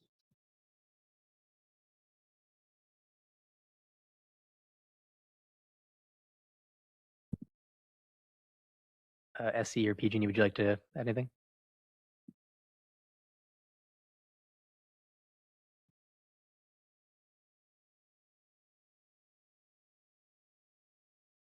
The only thing we have to note is this is just the distribution for the current state of the system, current state of SE system with all its nuances in SE and our combination of circuits and their design.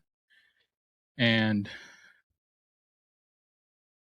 we stand behind these results based on the current methodology and the current inputs and outputs. We do our quality checks in inputs and outputs, so we stand behind these. We do expect them to change over time. Like we noted before, in the September, we're going to switch over to load IC enhancements. So, but for now, we do stand behind these based on current inputs and methodologies. I'll chime in as well for PG&E. Tom Huynh here. Regarding the differences between the utilities, like Antonio had mentioned earlier, yes, these are all values that engineers had went into simulating, checking, QCing. So we also stand by the numbers that we see here for the ICA values. But speaking more directly in terms of what the differences may be, for each IOU, we have different loads on our system. We have different distance geographical areas that we serve.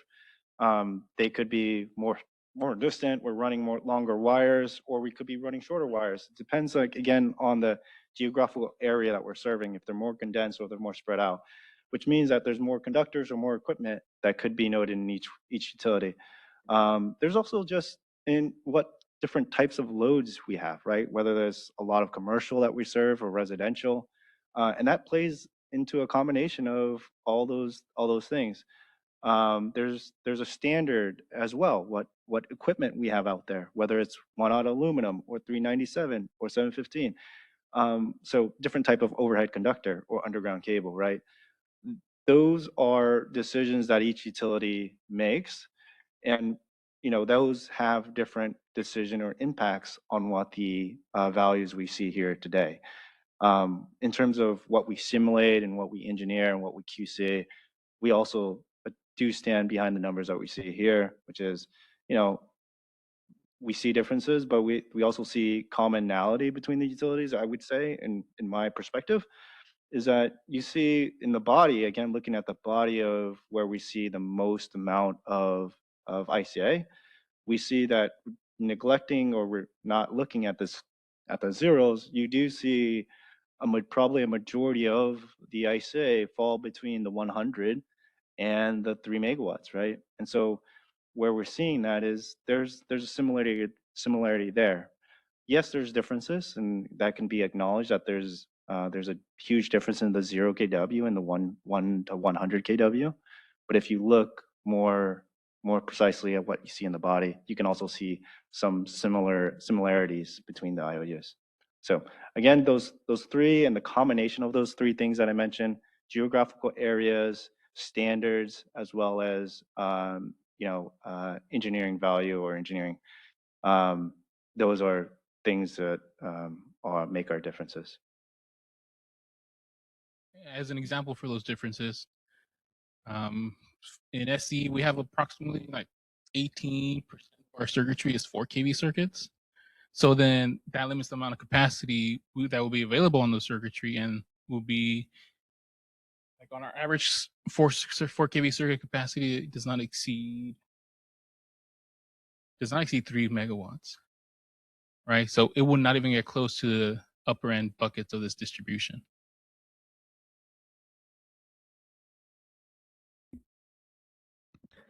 We have a question in the chat from Ben Schwartz. Ben, would you like to come off mute so you can ask the question, maybe elaborate on it? Thank you. Ben Schwartz with the Clean Coalition.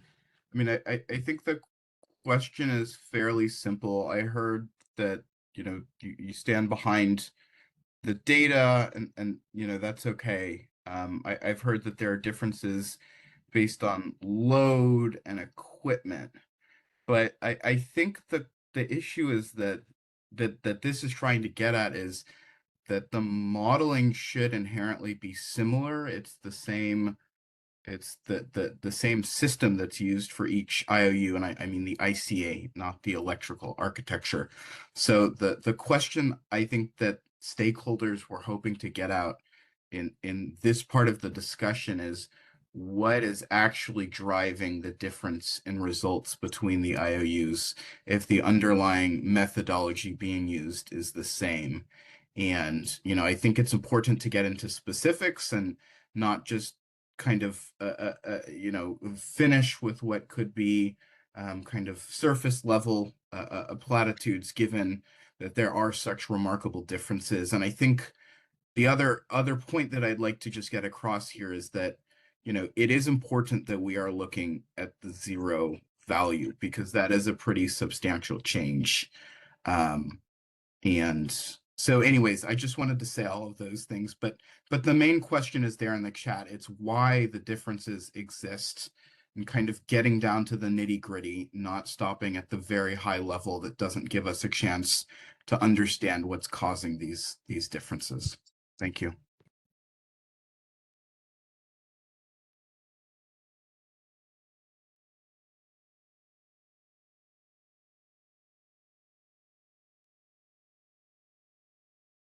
Be called on first. Hi. I actually don't really feel like it's Sky for IREC again.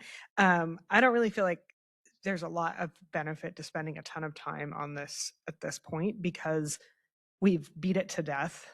We actually know what the primary difference is, and it's the steady state voltage violation for Edison, at least, although we don't have that data for PG&E because they don't publish steady state voltage and voltage variation separately. But to the point that Ben was making, and I think the point that brought more broadly is, The question is why, and the question is why we don't know the answer. And the reason we don't know the answer is because the commission has never required the utilities to analyze it. All of the things that you guys were speculating about possible system differences, those are data points that could be analyzed. We could look at, for your 4 kV circuits, is that statistically different than the other ones? It's really like very sort of deceptive to get up and be like, well, there's a bunch of things that are different. But we, the utilities who have all the data in the world to actually analyze this, haven't bothered to actually run those analyses to verify if those are legitimate differences. We've done a lot of hunting around to try to identify the differences. We did identify this steady state voltage issue.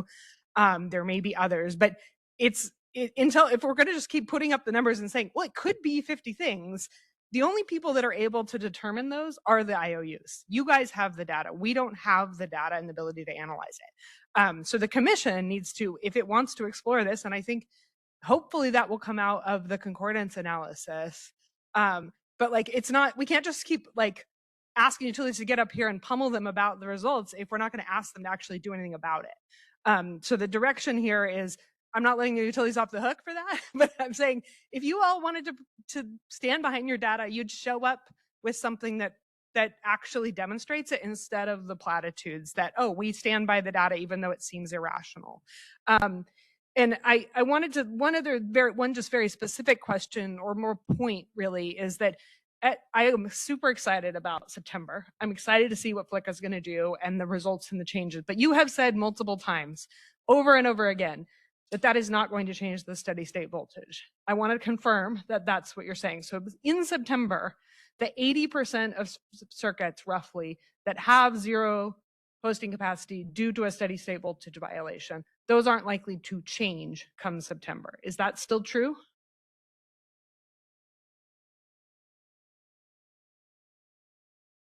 Come September, I would expect the voltage violations to remain constant, but I would also expect thermal violations to increase because we're forecasting load. We have a lot of load coming online. Right. So the picture is going to get worse, not better. Correct. Is the story, right? But the specific issue that we've been investigating or attempting to investigate, there isn't an expectation that issue, and you guys view it as differently than we do in terms of whether it's an issue, I understand, but isn't expected to change because of the other modifications that you're doing. And like I said, what you just said is exactly what we've been saying to the commission, which is it's actually only going to get worse. It's not going to get better when you add the forecasted load. So I just think that's an important point for the commission to remember, that we're not holding our breath for Edison's results to suddenly get different. But now we have two issues here. We have Edison's steady state voltage violations, which, to be clear, they stand by the methodology, but they also have said it is not producing results that are accurate, in the sense that they're not telling customers that they will need to pay for a steady state voltage violation correction. And feel free to jump in and correct me if that's not true. But now we also need to just deal with the fact that we have no idea why PG&E's data is also still kind of crazy. And no analysis has ever been done to test out whether, yes, indeed, it's entirely explainable. So hopefully that will happen at some point when this concordance data comes out. But like keep putting it up and just saying generally and not asking for analysis is not going to lead us to some radical outcome here. It's just going to still be the same thing.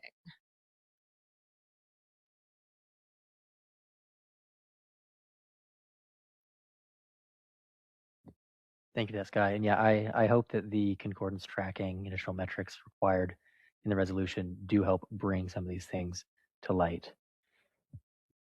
There is another question in chat from Anthony. We are reaching time with this topic, but it seems like we're winding down as well. Anthony asked, what modeling changes can be applied to SCE in PG&E's ICA so that the ICA model captures these caveats and discordances?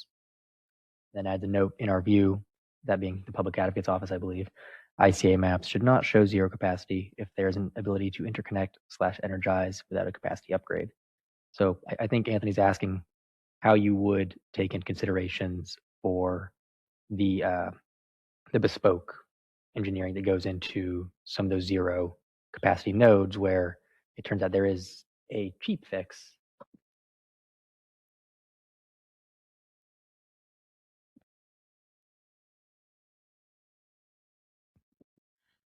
What was the second question? I only see Abby's question. Oh, I see Abby's question and Brian's question just came in. There was a second question. That's Anthony was the one asking about modeling changes that could be applied to capture caveats about discordances. And I believe that it's directed at some method to address bespoke engineering and low or no cost solutions such as capacitor settings. Tom Nguyen with PG&E here. I'll speak first in terms of what data we may find from the concordance. Depending on what we find from the concordance, right? After we look at what engineers identify as opportunities for us to increase capacity and or allow for some generation or load to interconnect, that might create opportunities for us to keep evaluating the trend of those things and modify some of our engineering analysis to incorporate some of that. I'll take, for an example, a steady state voltage issue. If a steady state voltage issue is caused by a capacitor bank that is on during times where it can be off, that might be an opportunity for us to say, hey, what if we modify this capacitor to be off during these times? And that might increase some capacity during some hours, or it might not create capacity for the overall thing. But those are going to be things that we find through the concordance, and we would, incorporate those things within our ICA analysis. But without actually looking at it fully and understanding what the data is telling us, we wouldn't know upfront. But yes, we want to have that feedback loop for PG&E at least for us to incorporate that. And we can see the benefit for the customer on that. We also have a question from Brian online. Brian, would you like to raise your hand so I can unmute you and maybe you can ask that? Yeah, this is Brian with IREC. Yeah, so going back to what Zohib had explained regarding the change to their SDG&E's steady state voltage methodology, I didn't quite catch when SCE was explaining, how they do not look at the high voltage scenarios for load, whether that was actually related to something similar. And I guess what I don't know if this can happen here, if we need to wait for Zohib to or SDG&E to give us more of a written explanation of what that is, but really just kind of want the IOUs actually to converse on, whether that change that was made by SDG&E was already incorporated at SCE and PG&E, given, you might have different software, but are you doing the same basic method in relation to the steady state voltage analysis? And that question probably goes a little bit further beyond what change SDG&E made, to meaning like, there are probably other steps and thresholds involved, but wanted to try and zero in on that one to see if we could clarify.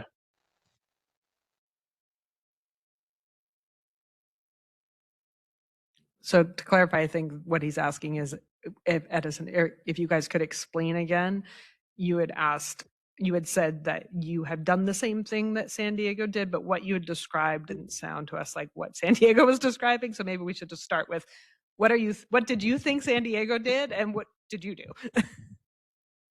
So what we understood San Diego was doing is that during load ICA steady state voltage, they were only considering under voltage as an issue and therefore allowing over voltage conditions to not result in zero ICA capacity.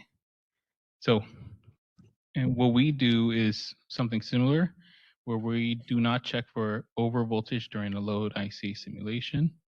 We only check for that in the gen studies. And inversely, for load ICA steady state voltage, we only check for under voltage conditions. Okay, that's not the way I heard it from Zohib, but I'm hoping he could clarify. Well, San Diego, so they should be able to answer. Is that what you did, San Diego? Not exactly. I don't think I fully understood. You know, the description of how we applied that methodology, but I guess I can just describe it in a different terms. I guess my own terms. I I I think it's one way to look at it is kind of a stress test, I guess. If there's an existing initial condition, um, we increment load on a segment until the voltage on that exists on that segment, even if it's already on the lower end. We increment load on that segment until it changes by 0.3 volts or more.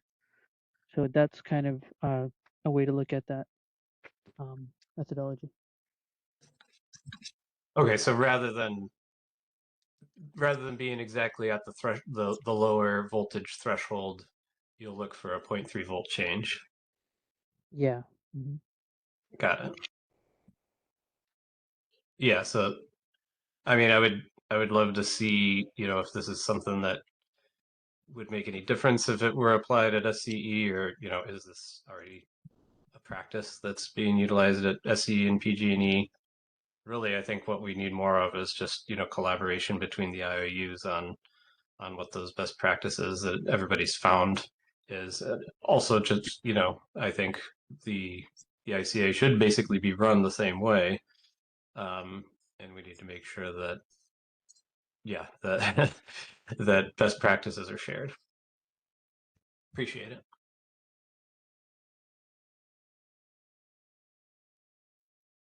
So SE, could you confirm you do not have that 0.3 volt buffer from the limit? Correct. We do not have that same buffer at San Diego. Eugenie, could you confirm if you do or do not have a buffer like that?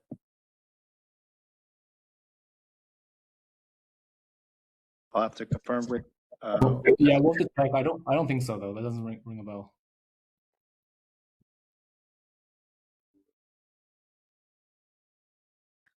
So what's a good next step on this? Next steps for that topic. Well, I think bringing it out here is a good first step. As for next steps, there is in place a opportunity for the utilities to recommend changes to the ICA methodology further down the road following some of the concordance data. I think this would be appropriate there. As to additional first steps, that would take someone above me in the commission to answer. Well, we have another workshop in a quarter. Seems like in the spirit of the workshops, the utilities could confer and come up with should everybody be doing this? Yes, no, why not? Maybe some data on your systems about how it would look. Like, that's what we're doing. We're working together, right?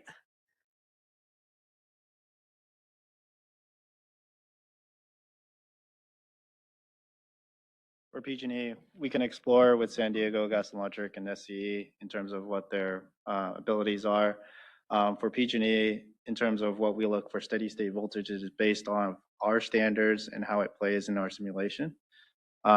So any modification or changes to that simulation is a distribution engineering standard change. So we're not just looking at making this change for ICA, we'd be making a change in an engineering standard and how we plan and look at applications, engineers, or loads that are incoming and generation.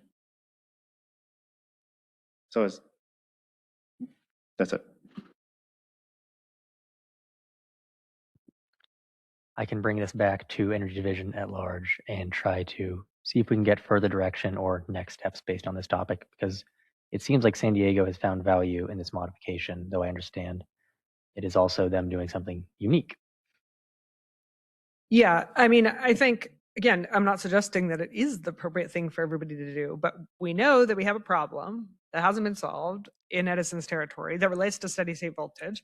We have San Diego, who's made radical progress on the zeros. at least, and has tried something. It just seems like a little bit of conversation could be productive here, as to let's test it out. If there's a reason yes, there's a reason no. Like that's all we're asking for is let's try to get the result right. I mean, you guys have told us the result is not useful for customers. So why not explore what San Diego's done and just check? That's what we're asking for. And we'll get there through the concordance, but why wait? Why not just give customers a useful ICA soon if we can identify what we know is the root cause? And there may be other root causes. The concordance is going to tell us hopefully more, but this is the one that we're focused on. And it would be nice to make sure with PG&E's data that there's not also some issue like steady state voltage, but we don't, again, I don't have access to the data to do that sleuthing. So we have something in front of us and we can work on it, and you guys can have like a couple conversations and test it out. This isn't like a huge exercise, at least initially. It would be obviously to implement a change, but at least figuring out whether it would do anything would be helpful.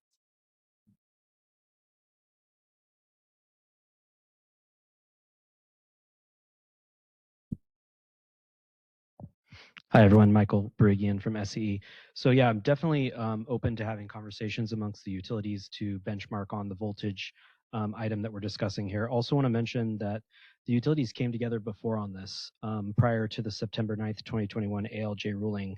And actually PG&E and SCE were ordered to modify the lower limit of the steady state voltage. So we've come together before on this. We reached that as a resolution. At SCE, we implemented that change. But certainly we've proven we can chat about these things, and certainly SCE is open to doing that again.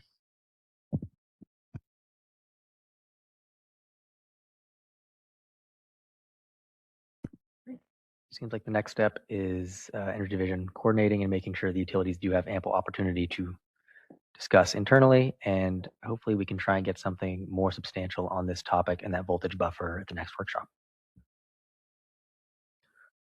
All right, I don't see any other questions, and we actually are a bit over time. So let's head into the next topic. Next topic is safety bank. That was one of the colloquial terms for it, and is about reverse power flow, usually through the substation. The utilities were all required to present on this due to resolution E5440. Namely, they were required to present on how it refers to the topic, how it calculates the topic, how it is applied in the ICA and its limiting criteria, and how any redactions relating to that result are handled. And then, sorry, I should probably mention, 60 days after this workshop, they will file a joint Tier 2 advice letter, either establishing their current practices or modifying them so that we have something codified on how this works. And with that, it looks like we have San Diego up.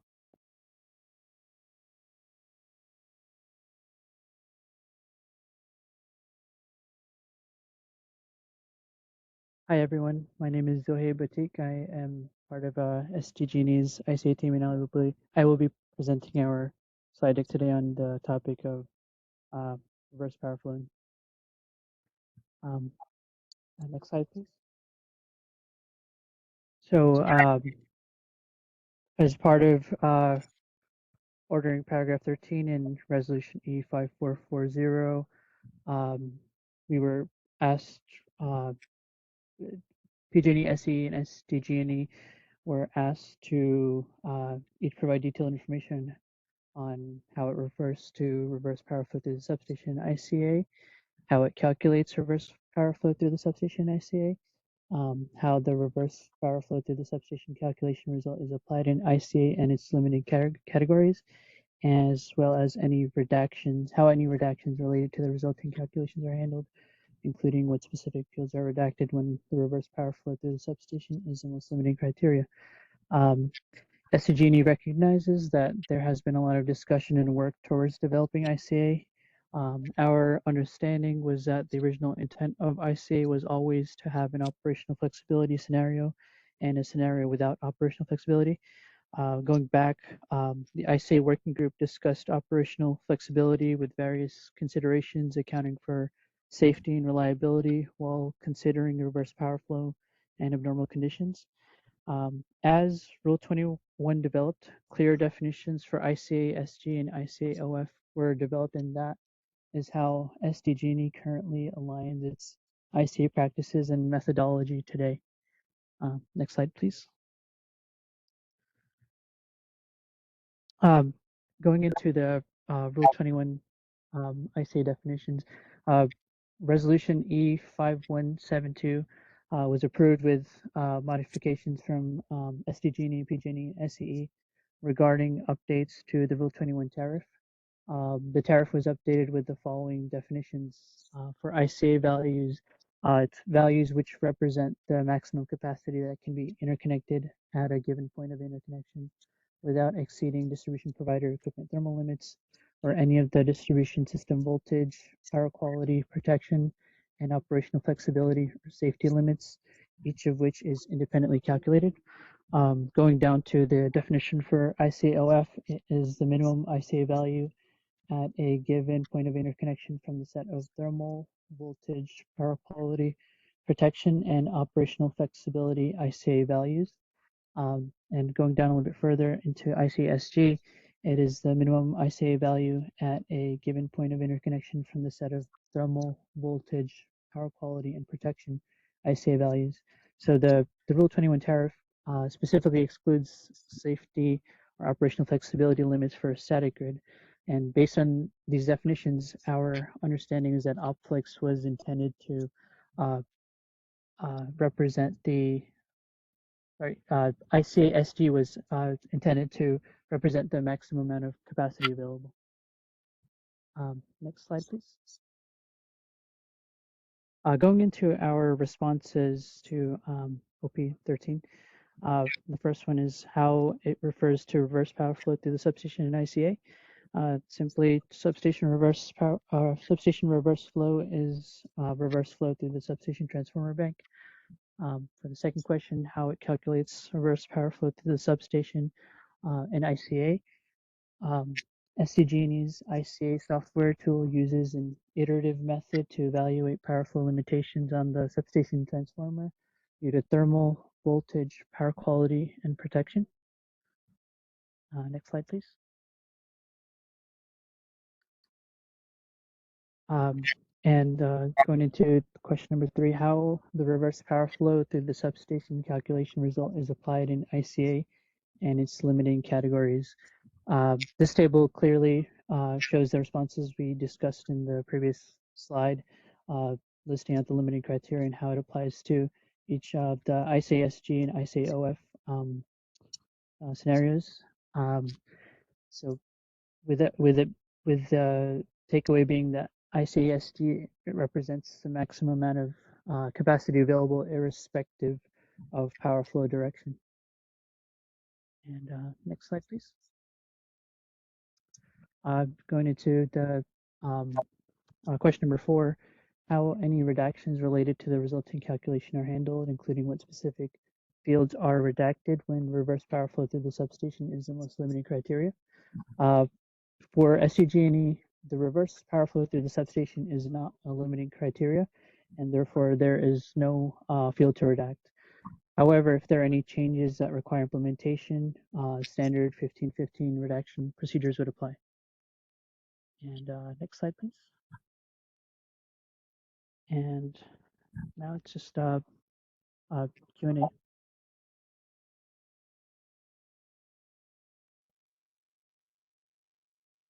We have a question in the room. Thank you for that. So I think the headline there is that you guys aren't modeling substation reverse power flow. And my question, and correct me if that was not the takeaway I was supposed to get from that, but that's fine. I'm glad we understand that now. My question for you guys is going to the what should we do about it? And the basic question is, should we do anything about it? Are you guys comfortable with using the ICA to interconnect projects without having the reverse power flow at the substation evaluated? I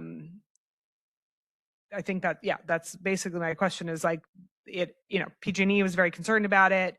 I think we are interested in exploring that question of whether this even needs to be done, but I think we should start by asking San Diego how, I don't really care how you got here as much as like, are you satisfied with that outcome and proposing to not add a criteria, or do you think that is something that should be included in the ICA?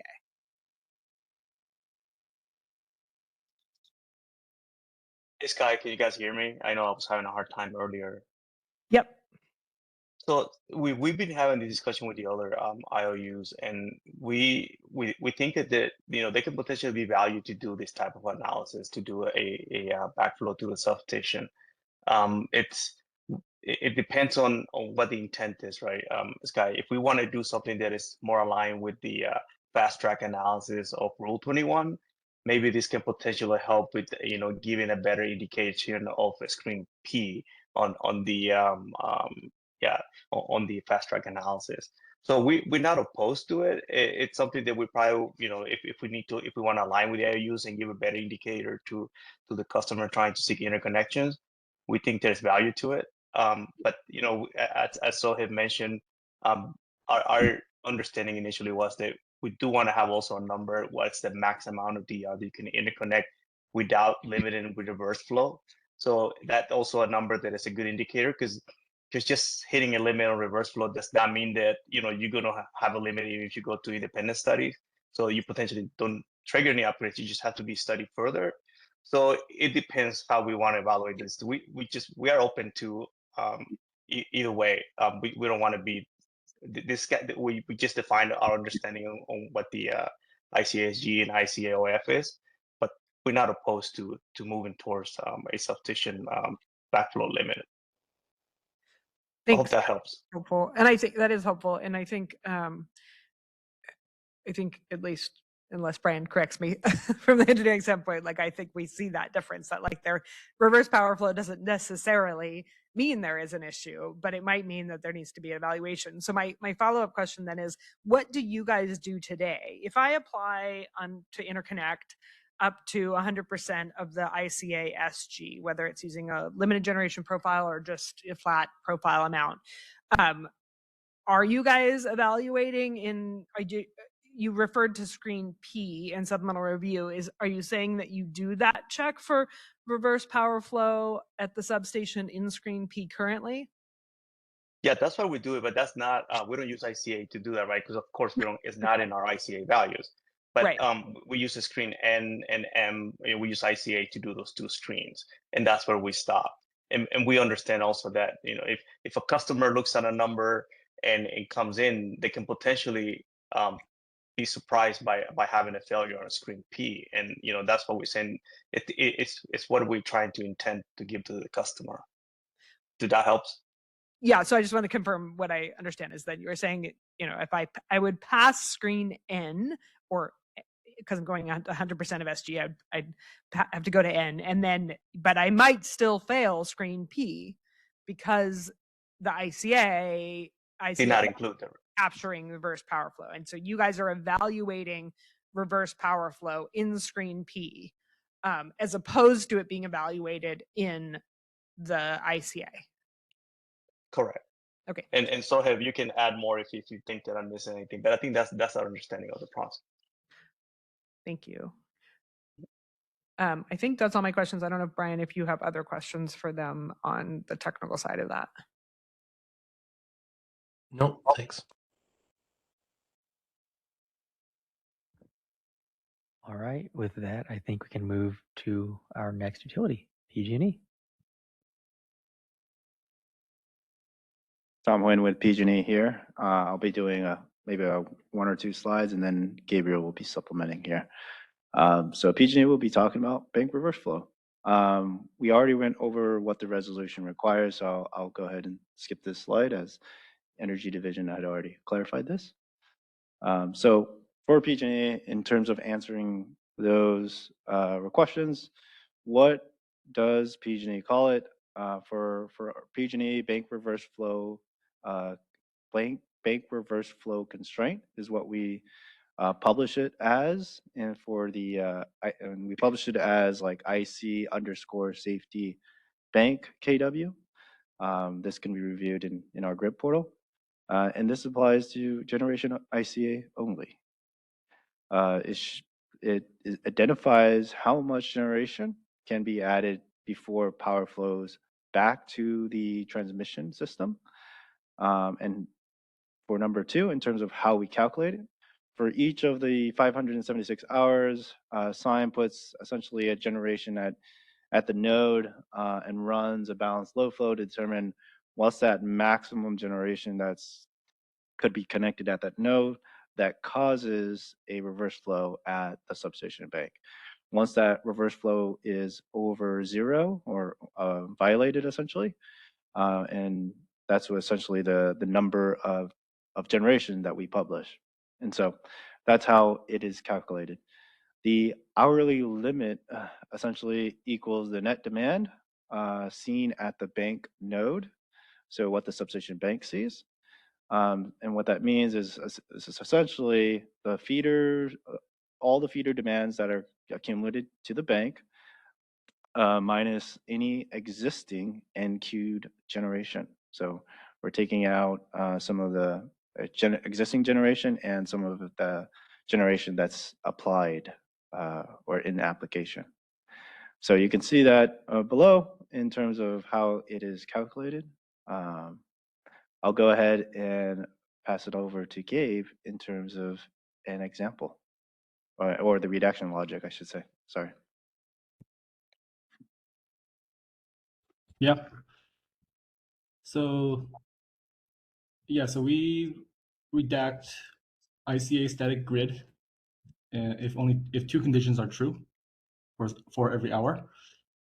So one is if the substation fails 1515 rule, we redact all of the ICA safety bank values. So just because ICA safety bank gets redacted doesn't mean ICA SG gets redacted. The second condition must be true. The safety bank constraint also has to be most limiting for the hour. If both are true, only then will ICA static grid would be redacted. So to further clarify, we put an example here. You have a substation with two feeders, feeder A and feeder B, and you calculate thermal voltage and bank reverse flow, aka safety bank. We see that feeder A safety bank is limiting. But ICA static grid, the published value on the map, will not have to redact because the to the left, the bank, the substation bank has not failed 1515 in this case. So that's why only one condition was true. So we didn't have to redact here. So the right table is when the bank actually fails the 1515 rule. And now we see redaction when the second condition becomes true, where bank fails 1515 and safety bank is limiting. So ICA static grid gets redacted in the second case.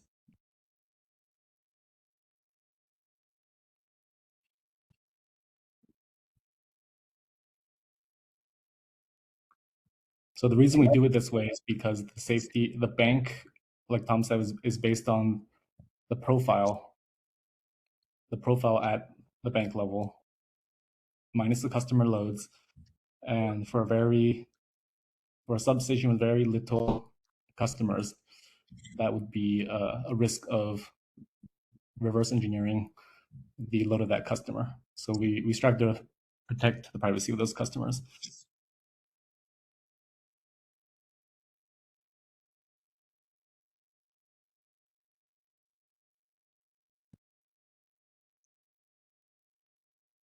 I think we'll go ahead and move to Q&A. Thanks. This is Sky. Okay, so a couple of things to clarify for the other stakeholders, and maybe you could advance to the table to the table at the end of the slide deck with our redaction data in it. Raymond, do you want to show?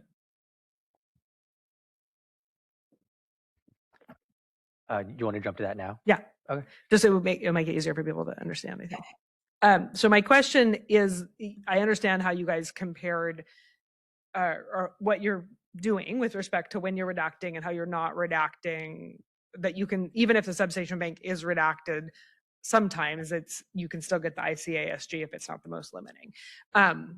In your previous presentation on this, you had said that this only occurs for 1% approximately of the nodes. And we just did a data request and did some back and forth with PG&E. I thank them for that work.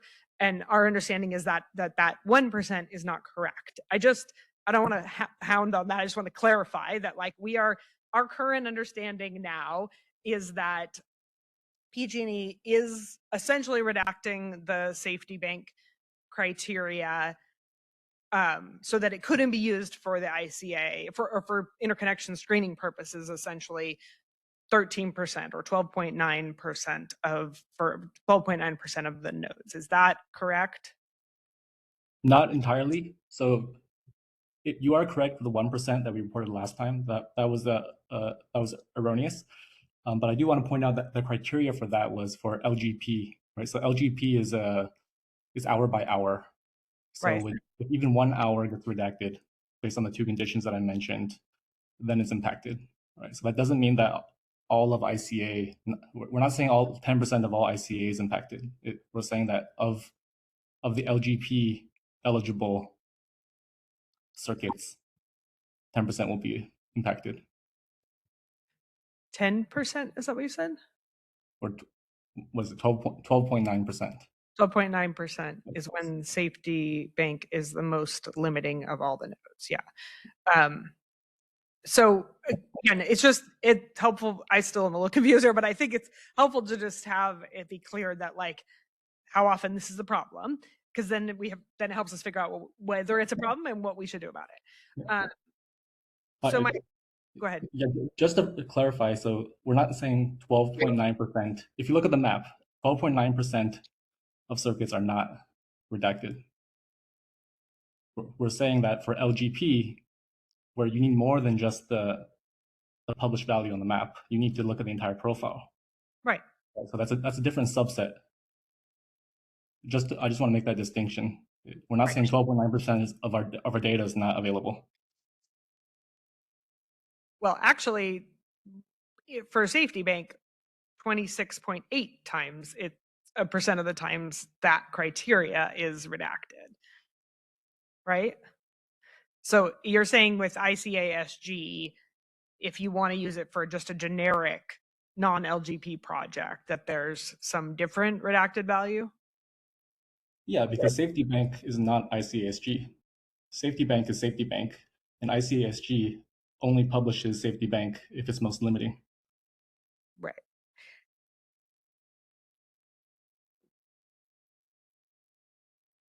Okay. I'm going to move on, because I think that the point is, it's not 1% of the time that this matters. It's more often than that. It's not like, oh, there's some negligible number of nodes where nobody could do an LGP. It's a greater number than that. And I'm unclear if you're saying it's 13% or something else, and it would have been lovely for you guys to actually have that data here, but unless you're saying it's only 1%, I think it's worth talking about whether we need to do something about it. So my next question is, and this relates to, and again, I don't know what to do here. That's what we're trying to do, is work it out. So these questions are designed to help us figure out what we need to work out. The next question is, as San Diego presented, so they're not doing this modeling of the reverse power flow at the substation. Instead, their ICA shows you the full potential, not considering reverse power flow, and then they're evaluating in screen P the reverse power flow. And I have a follow-up question for them that I should have asked a second ago, but to PG&E on this, if you fail safety bank, so if you are causing some reverse power flow, do you always fail out of supplemental review for that? Or do you guys, in your application of screen P, allow some projects to pass where that reverse power flow is not a problem? Because as noted by San Diego, the fact that there is reverse power flow is not necessarily a problem. Gabe, I have an answer, but I'll let you chime in. You can go ahead. Okay. So similar to San Diego Gas and Electric, we do have applications, at least from my experience, my past experience, is that in screen P, again, I don't know the screens off the top of my head, but I assume it's the one that evaluates whether or not there's penetration through the transmission, right? If that's the case, then yes, there are sometimes in the supplemental review, we do look at reverse flow and determine that there is reverse flow as part of the supplemental review. Sometimes those engineers who are evaluating that will already have discussed with the transmission engineer that there is no issue with any backflow through this substation. So there is already information and knowledge that the engineers have that can determine whether or not this application can go through without proceeding through the EIS or the system impact study. In some cases, correct, you are correct. There are cases where the reverse flow will fail and the application will need to go to an EIS and a system impact study. So it will fail supplemental review. So my understanding then is that, yeah, sometimes in screen P or whatever you do, with one of the other supplemental review screens, even if I had applied at, you know, whatever 100% of the ICA or above 100% of the ICA, specifically above, not below, above thermal voltage protection, but above the safety bank criteria, that there is a possibility I could pass supplemental review because you'd be evaluating if you had the conversation with the transmissions engineers. Okay, that's just helpful to know. I don't know what to do with that necessarily yet. So the last question is just like, are you guys, I know we haven't got to Edison's proposal, but what I had asked San Diego, what do you want to do? So my question is to you guys, are you guys, this how you want to do it going forward? Or has there been any conversation that have made you, what's your proposal, so to speak, as at least right now, for how to handle this? Yeah, without any commitment here, I think in terms of alignment, I think we'll look into I think we're kind of jumping on the gun here, but there might be some possibilities where we align with SCE, or we would like to stick with the way we are processing. Now, I can't tell you which way we're leaning in terms of that, but I will say that in terms of the software that we have and the development that we have, it is challenging to make modifications to it. We have previous issues with making changes with our SIME server, and with those, introducing something new would essentially make us or potentially delay us in other things that or other improvements that we want to make with our SIME server. So we feel currently that we are providing the right we feel that we're providing information that is perfectly redacted and transparent. Is there a possibility where we make it easier for customers understand between the IOUs? Certainly there is, but there is also challenges that PG&E has in terms of the costs that we would need to incur in order to make changes, and the challenges that come after that with testing.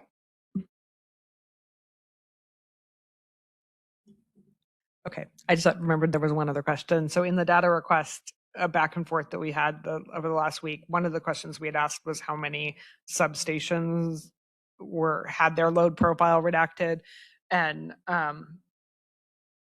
my basic question is, how many substations have their load profile redacted? What is the answer to that question?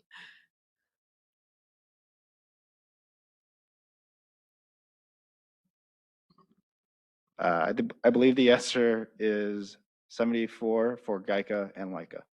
Okay, so why would those be different? Those are potentially different because when we run Load ICA, let's talk about Gen ICA first. When we run Gen ICA, we're running off of historical data, right? And so historical data is essentially what the last few years of AMI data tells us what the load is, all right? For each feeder, each part of the circuit, right? Including the bank itself. When we run Generation ICA, there is a look ahead. So we're looking at forecasted data. That data for those customers may change, may shift, and may cause the redaction to to move. So you mean that when you run the ICA, there's a part of there's something that's actually running because the 15-15 rule is the reason for reduction. It doesn't actually matter what the load number is. It matters the percentage or ratio of load, right? So you're saying that when you do the load ICA with the forecasted load, it's actually retesting for the 15-15, and that's why, because it might have forecasted a customer having larger load or lower, so that it would change the actual 15-15 determination. Right. Yes, we incorporate some for the forecasted load into the load ICA, and therefore the inputs for that information is different for the redaction. Interesting. Okay, I'll be curious to hear from the other IOUs if that's the same approach. I hadn't thought about that way. That's interesting and helpful. Thank you. And I think those are all my questions for PG&E at the moment. All right, then I will roll back the slides and we will move on to SCE.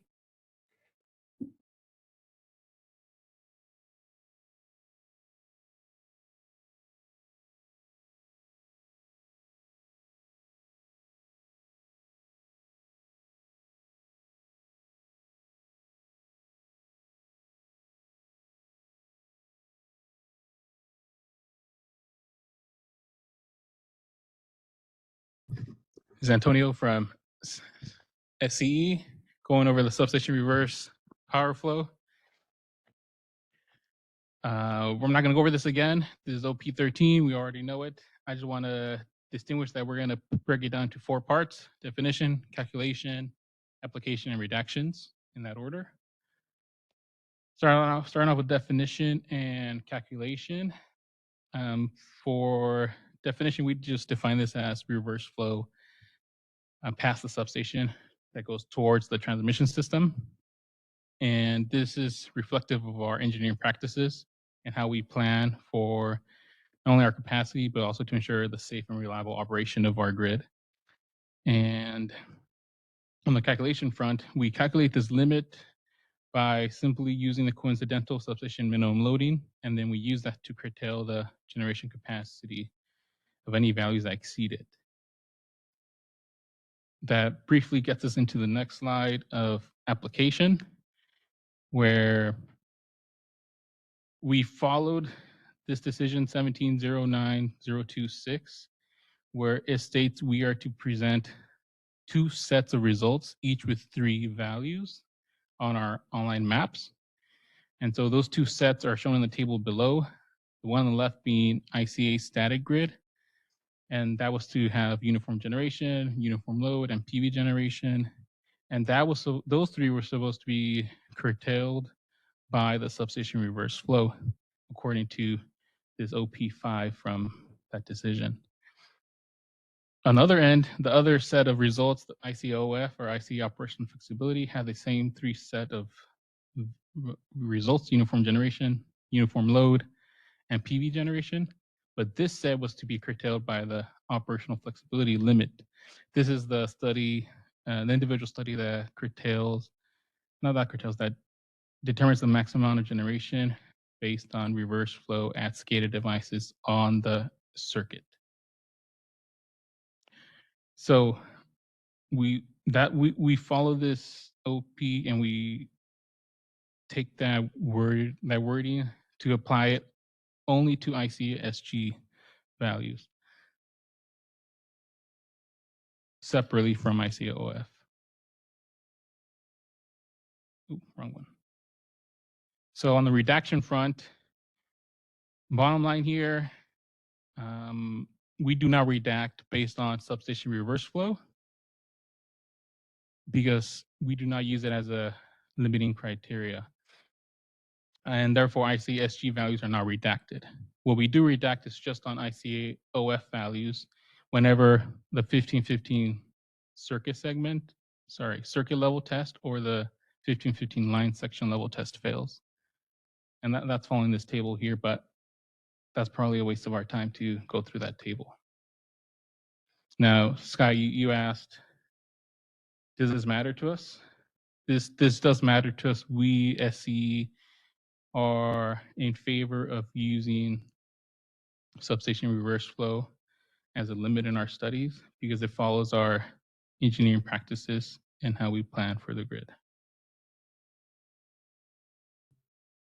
Okay. I still didn't really understand though how you're doing it. So are you saying that you are doing it now and you are incorporating how is it incorporated into the results is the part I don't understand. It acts like a ceiling. So it's But like if it acts like so there's you have four criteria in your case. For SG, you have steady state voltage variation, protection, and thermal. If none of those are a limitation, and I think we checked this on the spreadsheet just to see if but of course there's no way for me to check all the locations. So what does it show up as? Like where does it show up in those criteria? Because there's not a separate field for it. And I think the SG is always just whichever is the most limiting of those four, right? So are you saying that it's somehow like you're saying what I'm asking? correct. Yeah. The ICSG limit is embedded within the 4 studies. Which four? How?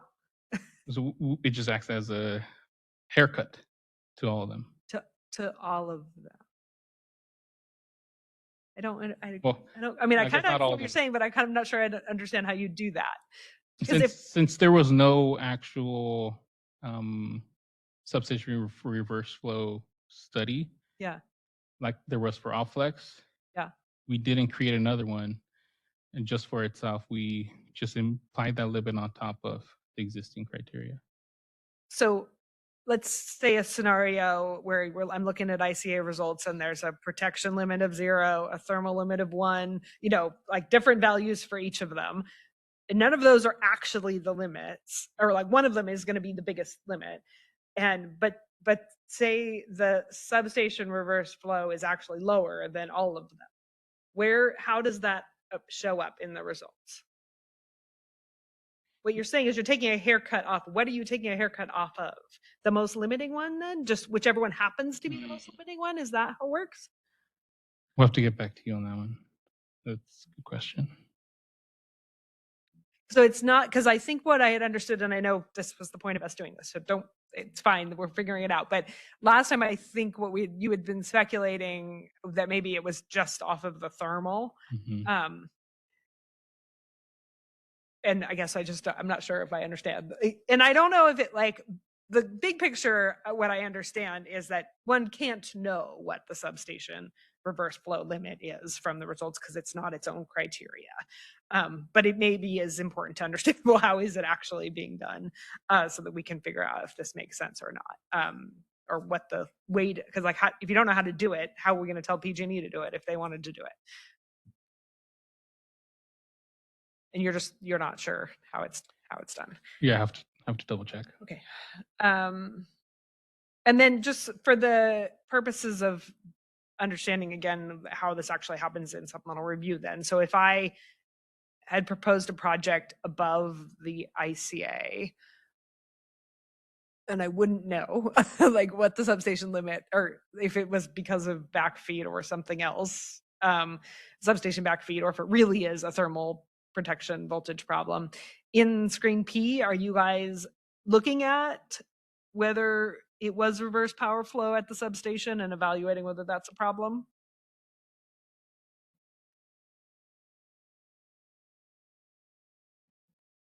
I don't have the info at this current time. Okay. Okay, so then I guess I don't know if anybody else has questions. Raymond, stop me if I should let somebody else have the mic, but then what do you guys want to do? I'm seeing good question. No, okay. Well, we're supposed to have a discussion about this, right? We do have a clarifying question in the chat from Brian. May help. Brian from IREC, do you want to come off mute to ask that? Well, it sounds like SCE needs to check that, but that's what I was basically hearing is that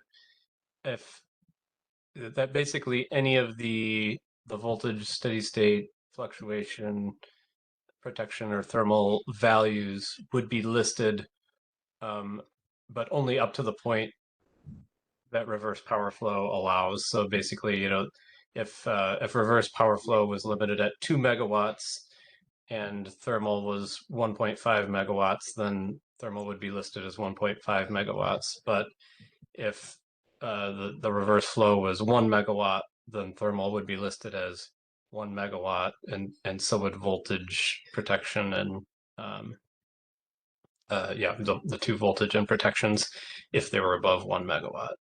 So yeah, just same question as Sky, but that's the way I was hearing it, and just want to get clarification. It sounds like we need to get back to that. Yeah, we need to circle back on that.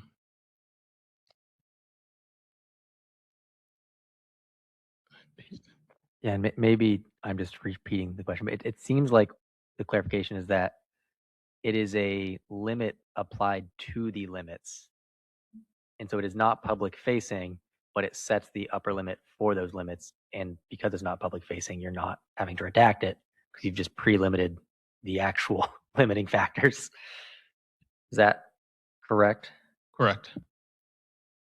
And I think, you know, what Brian and I've been puzzling through here is there's an advantage to that approach because you don't have to redact it. And therefore, whether it's the 12% or whatever the percentage is that might end up having to be redacted, you could use it. But the problem is that substation, this is why I've been asking that screen QP question, which is if this substation reversal is not necessarily a problem. Like it's a factor that needs to be considered and maybe need to be studied, but doesn't even always need to be studied.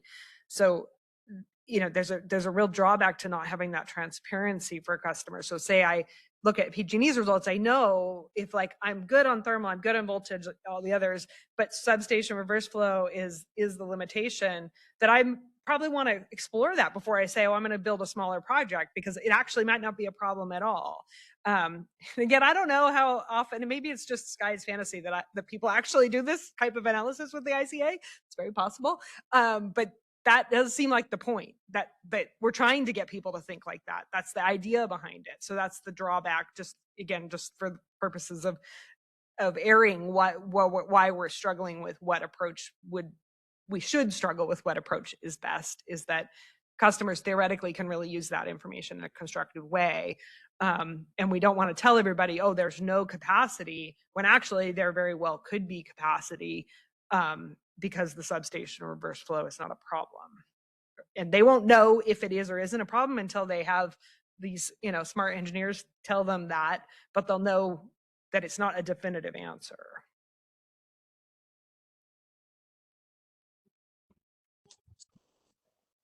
I have one quick follow-up just to that could be clarified alongside that, and this may be already known information and in the user manual, but as I recall, SCE's the ICA individual ICA values are capped at like 10 megawatts maybe, and so just want to make sure that like there is that it's clear, you know, like when they're capped at whatever that maximum value is versus it being a reverse limit that's doing the cap. This is Antonio from SCE. We do cap based on the voltage class. I do not have those numbers off the top of my head, but each voltage class is subject to a different limit.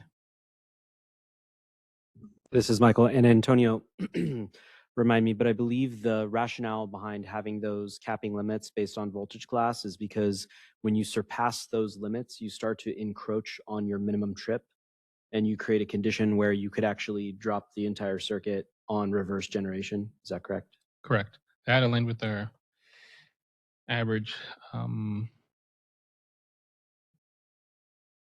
planning capacity per voltage class.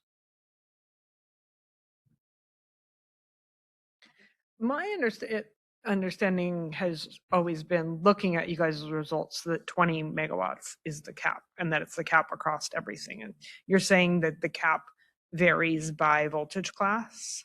So like, what would the cap be for 12 kV? Well, yeah, I'm looking at one that is 12 kV. I'm not trying to play a game here. I just wanted to make sure that that's testing the assumption. It looks like it's 20. That's the one I always see. I've never seen results above 20, but I don't know if I've ever seen a flat clear cap at 10 or whatever. But that's not really going to get us the answer to this question, the ultimate question here. But I'll just answer for PG&E, the amount or cap for like a 12 kV circuit for us would be about 12 megawatts. So on a 12 kV circuit, you would never have hosting capacity showing above 12 megawatts. Yeah, even for dedicated gen ties, we limit it to that amount.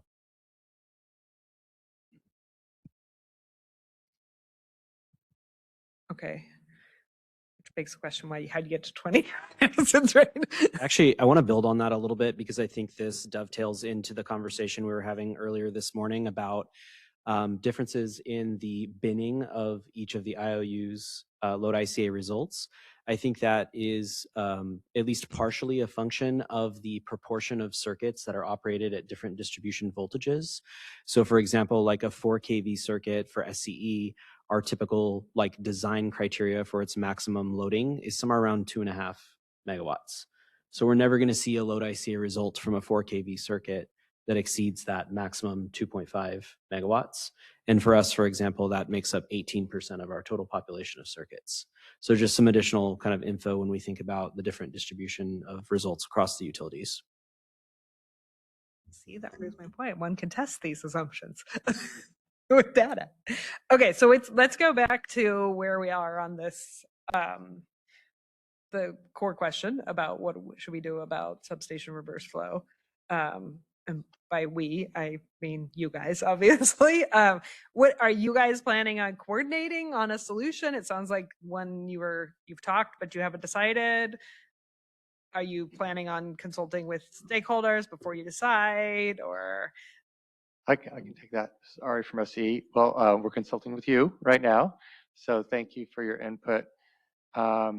Yeah, we've been coordinating actually pretty closely, and so we knew what was in each other's presentations today, and we also know that we're not sharing the same approaches.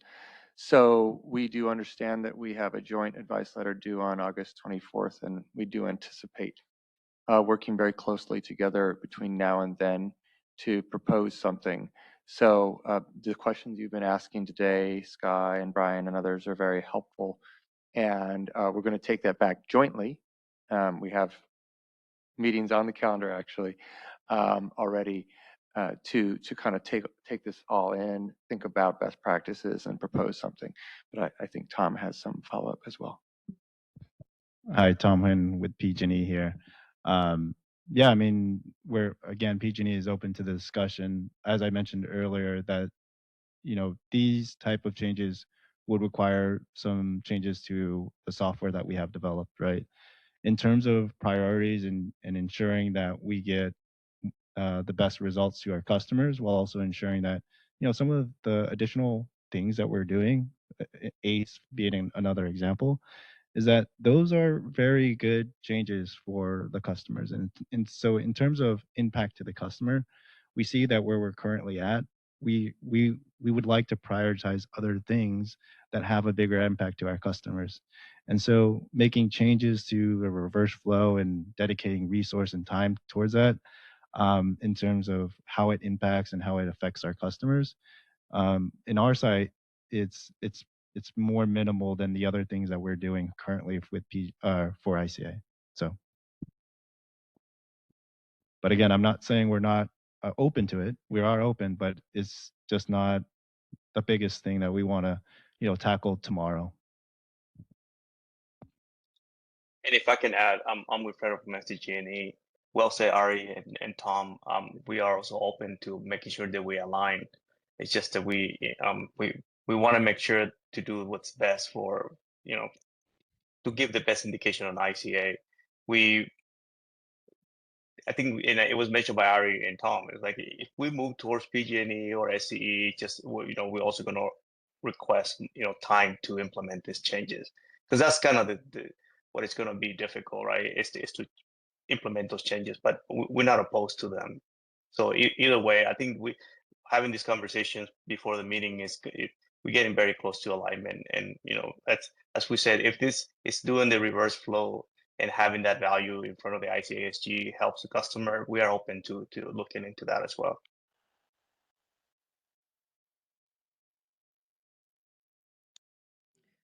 Yeah, I think for IREC, we don't have a position yet.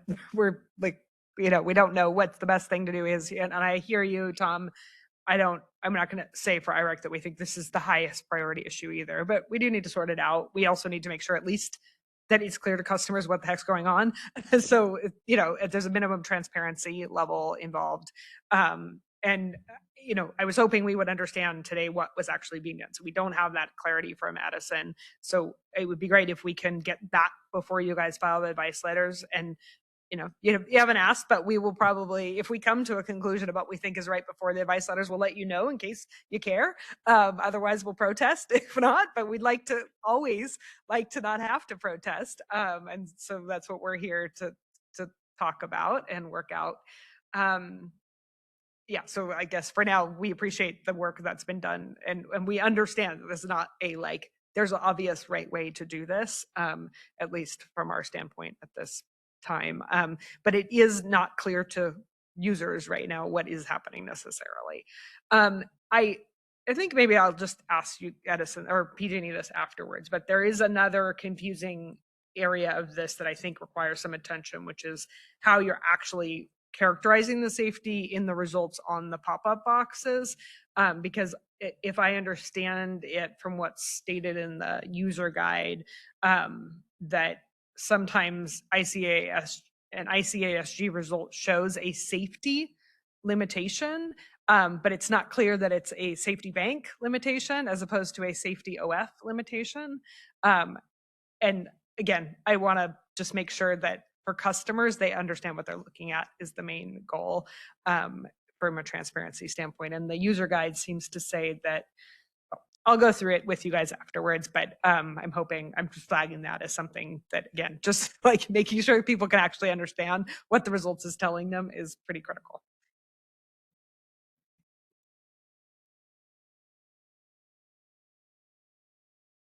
Oh, I have one more question for Edison. So in the data request that we did, thank you guys. We were happy to see that the 30% number that we'd been told was actually based on something, which is how often you guys redact upflex at least. I understand though that we discovered that you guys had been doing something different with respect to substation load profile and that you are committed to resolving it. Can you tell us right now how you are redacting substation load profiles? My understanding from the data request result, so currently you're redacting 76% of them, and I understand that you are going to do something different going forward. So what are you doing now? And then do you know what the percentage will be when you change your method? You may not know that. Antonio from SE. So right now we redact substation load whenever one of its child circuits that it feeds is redacted at the circuit level. So if one of its circuits it feeds is redacted based on 50/50 at the circuit level, therefore we also redact the substation profile. Okay. So you mean you're not applying the 15/15 at the substation, you're just carrying over the restriction that could have existed on the feeder. Correct. Okay. And then you are going to change that? Correct. And by when? I don't know. We have to confirm the date in front of me, but I just want to confirm mostly that you guys are fixing it. We are. It is on the radar. And I don't have a number on what it would look like with the actual 15/50 methodology applied at the substation level. Yeah. Okay. And we can confirm with our SME who dropped off the line, but the last I heard from our internal conversations is we're planning to have that in place by the end of the year. Okay.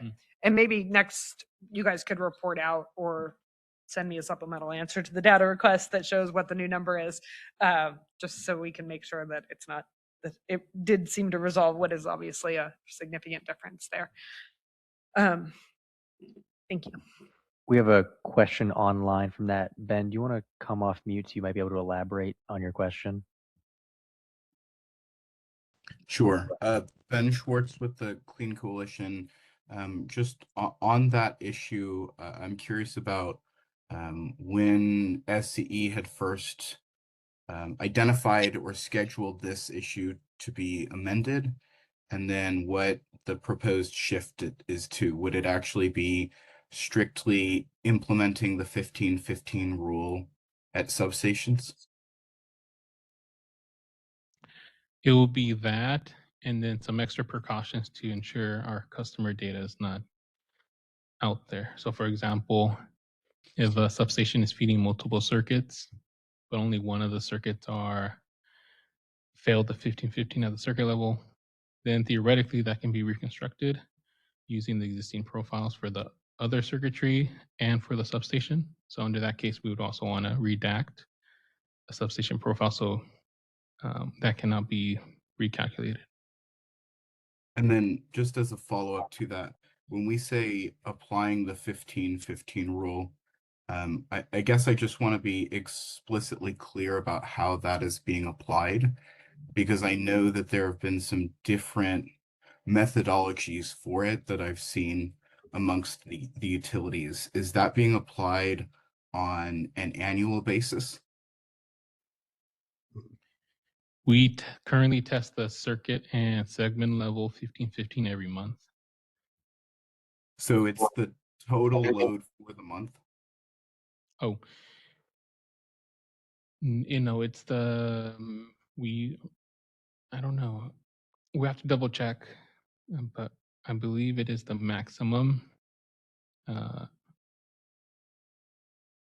energy. I won't say, we have to look into it.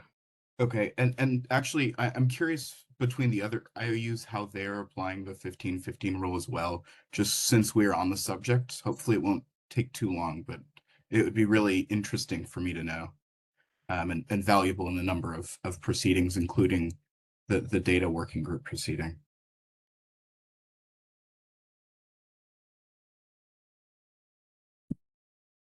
San Diego, do you want to take the first stab at that?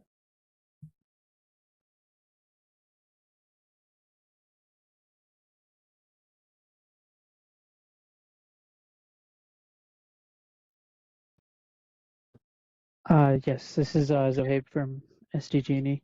I can, I think the question is to explain how we, I guess, characterize our 1515 circuits and substations.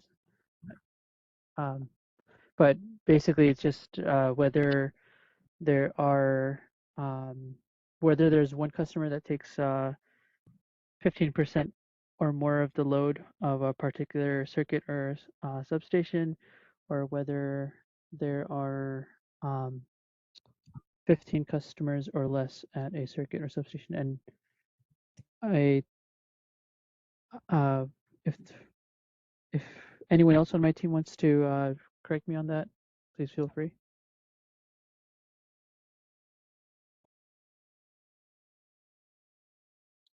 No, that's good. The question though in particular is the time basis that is used to determine that. So right, you might have one customer in a single hour that takes up 15% of the load, but you might have over the course of an entire year, for an example, that customer only makes up 5% of the load. So the explanation of how it's applied in terms of customers and percentage makes sense, but what I'm trying to get at is the actual time sequence that is used to do that analysis.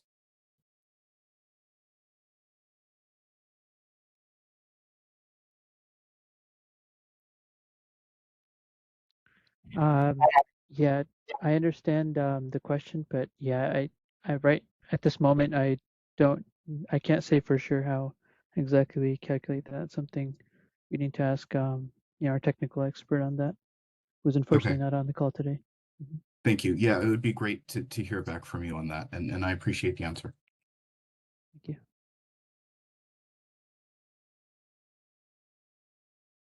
PG&E, do you know answers to those questions for your models? Yeah, so it's the same calculation. So 15 customers or one customer having 15% of the overall load. And we do that measurement every time we do our trigger metrics. So every cycle start, we trigger our circuits by priority. And every time they're triggered, we look at the changes in load, generation, equipment, and that also determines the reduction. So to clarify, it's by cycle, so it's monthly or it's Currently monthly cycles, yes. Okay.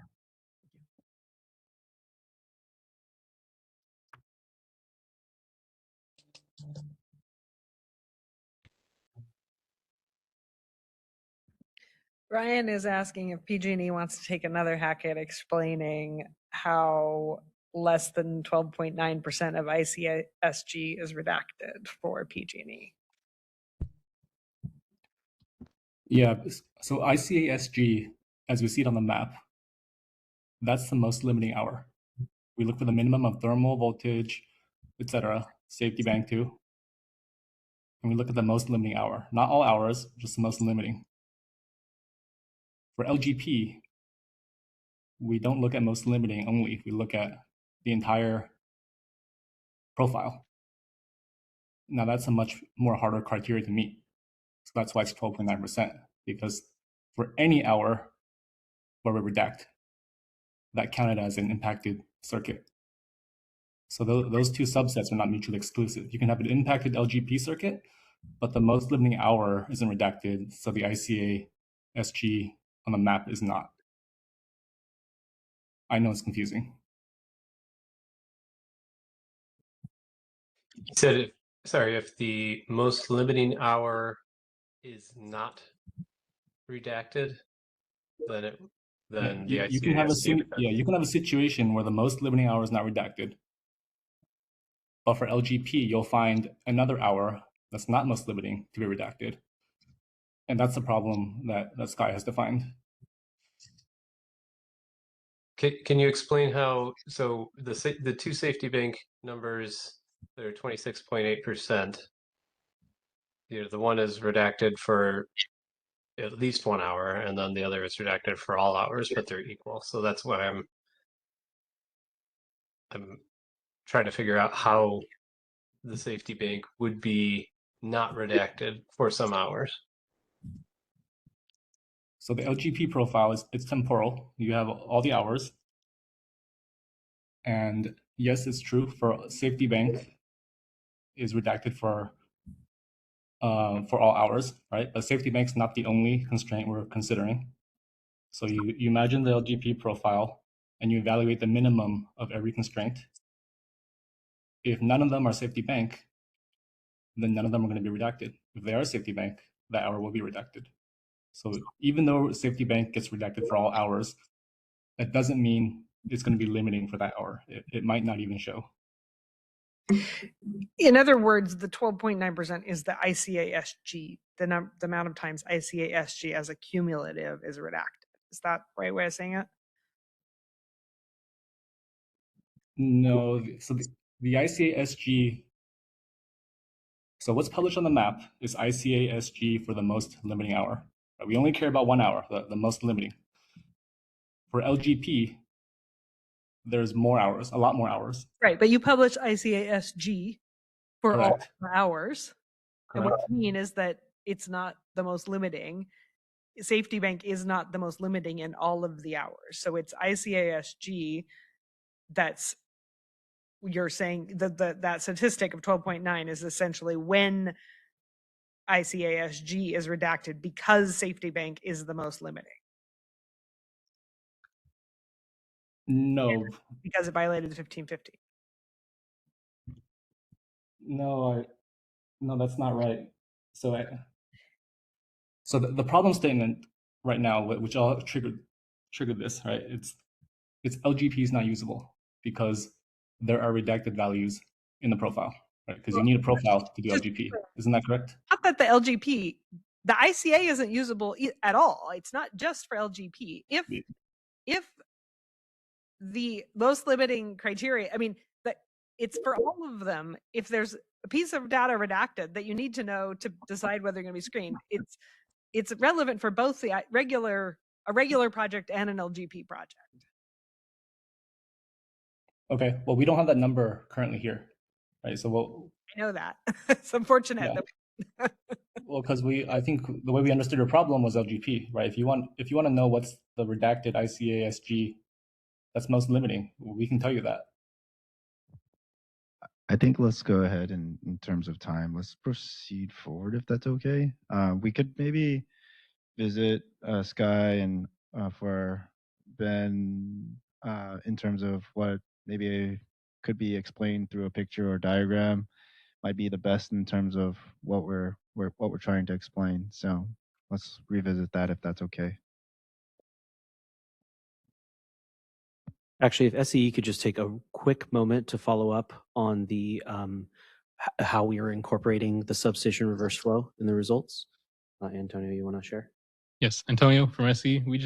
I just checked the part of our process that handles that, and we apply it to the thermal gen study, and yeah, just that one.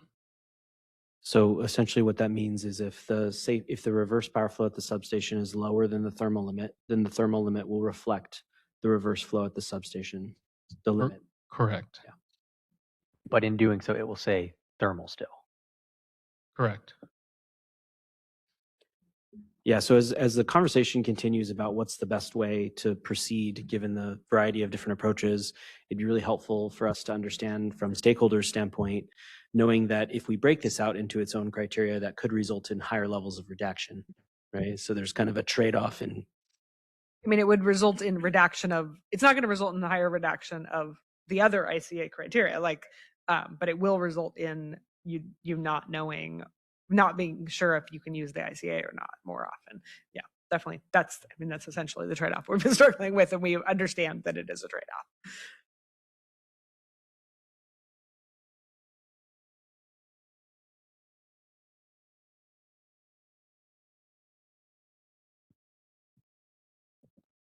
All right.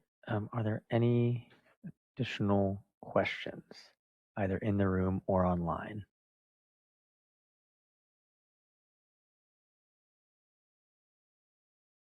If we have another minute, can I share something just for the other stakeholders' purposes? So for others, we've been having this conversation about the LGP in particular. As part of our data request that we submitted to the IOUs, we asked them how many projects have applied for LGP, and the answer is barely any. Neither Edison nor San Diego had a single LGP application, and PG&E has had 2. One dropped out prior to completing the fast track screening, and one is currently in process. So exciting. And we have no idea why that is. I have lots of theories, but there's no discussion about that. And it may be that it has nothing to do with any of these things that we're talking about with the data, or could be a lot of things. But I think it's important for people to understand that nobody is currently using the LGP. And I think here or in the Rule 21 proceeding, it would be great to try to see if we can figure out if the reason for that, it may be just entirely market driven. But if it is because the ICA is impenetrable, then it'd be great to figure that out and see if we can do something to help customers navigate, what is ultimately a very complex set of maps and data, particularly when it comes to getting to how to actually figure out a profile and how to know that you'd actually design a system if you don't know if the data is updated and things like that. So there's lots of things I think could be driven by the data itself, but there's a lot of things that are outside factors, and we don't know which of them it is. But it's helpful to at least have that statistic, so I appreciate the utilities sharing. And if you suddenly get a flood of LGP applications, please tell me.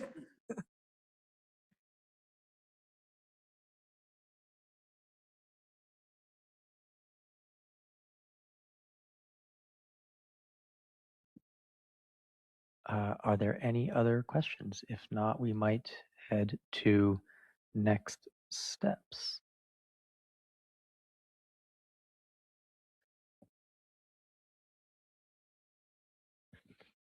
All right, everyone. So I'm going to cover, this is Raymond Bro, CPUC. I have some next steps covered on this slide, and then I will also go over some of the asks and short-term next steps that I think we covered in this workshop.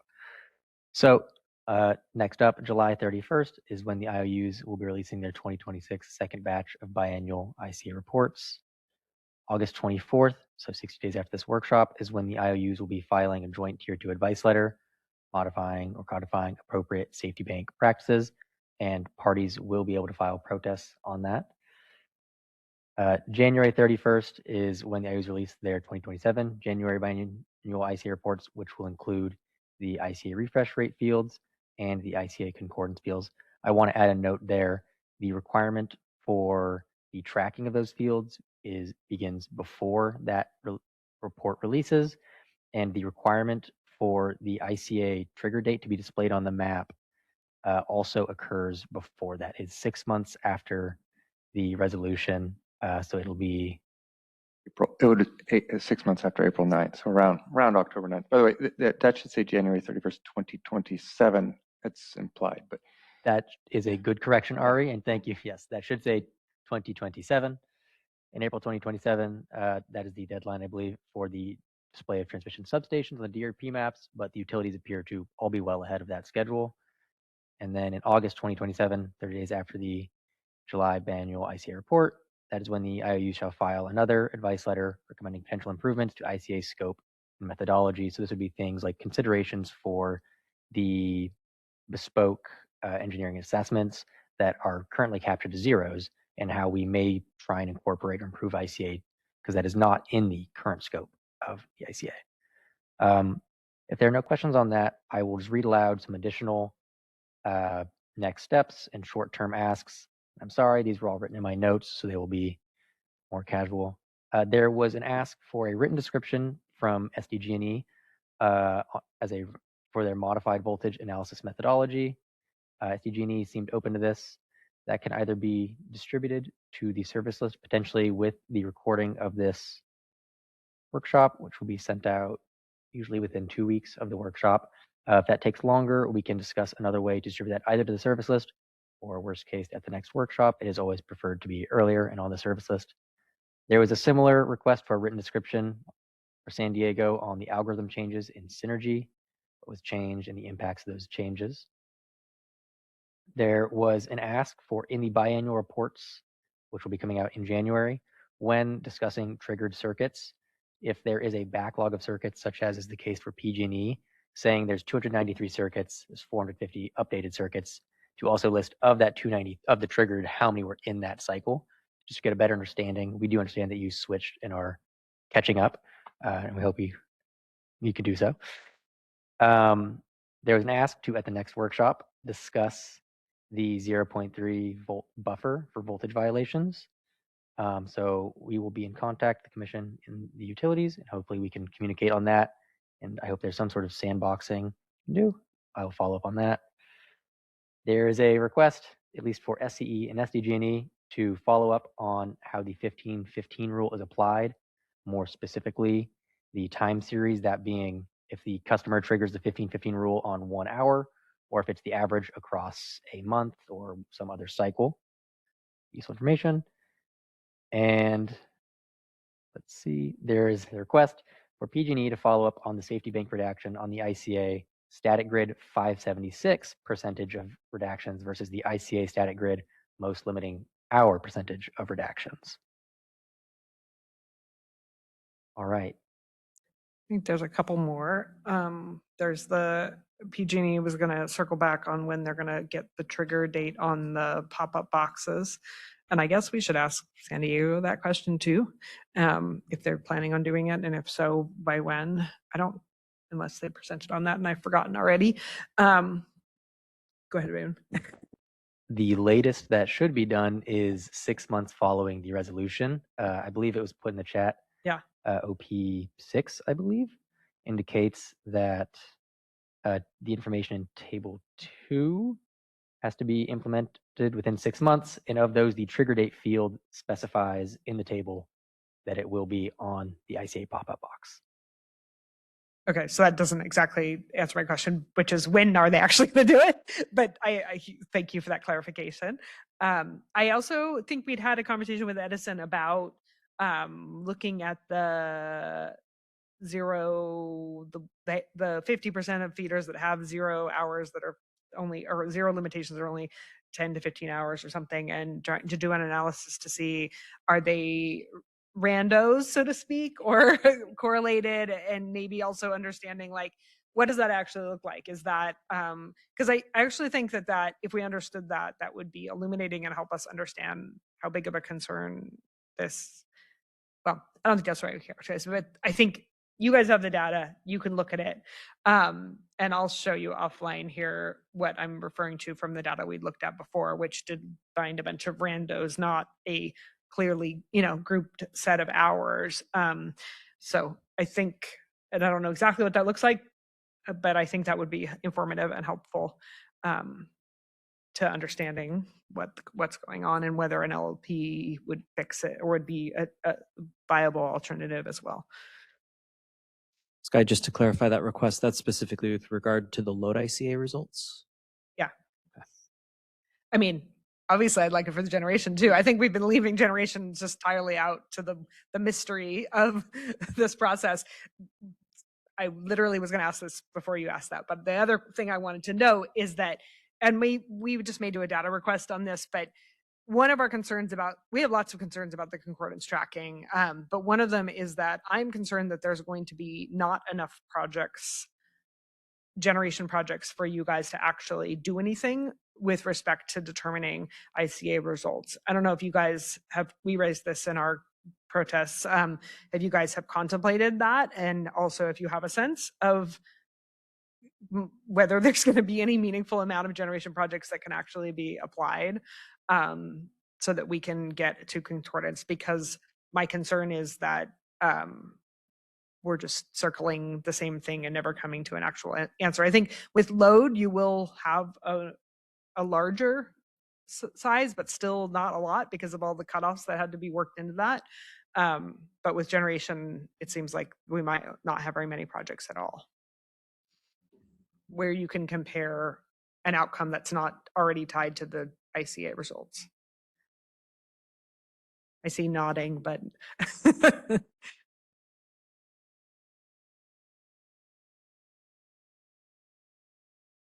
yeah, at least for me personally, I'm not sure I have a sense of like how many of those projects are coming in, but it seems like a valid concern. Tom Wayne with PG&E, same thing. I think in terms of what we find, I think we can hypothesize a lot of things of what would come. It would just come with the data, I would think. yeah, I guess this is more of a comment to the energy division and maybe to Cal advocates too, which is maybe we should think further about whether we really want to validate generation ICA, because this method isn't going to do it. This method's just going to tell us the small number of projects that go through study, which is a really small number right now under Rule 21. They're not typical to the other projects too. So like statistically, it's not going to tell you if the results are odd. And if it's all of like 50 projects by the end of the period, like maybe some very strong outlier would show up in there, but I don't think it's going to really tell us anything about whether the ICA results are accurate or not. Especially because those projects that go to study are likely the ones, they're a distinct set on their own. So if the commission is hoping to actually figure out if the generation ICA is accurate, that's probably not going to be the tool. All right, thank you. That is noted, Sky, and I will bring that back to the energy division at large.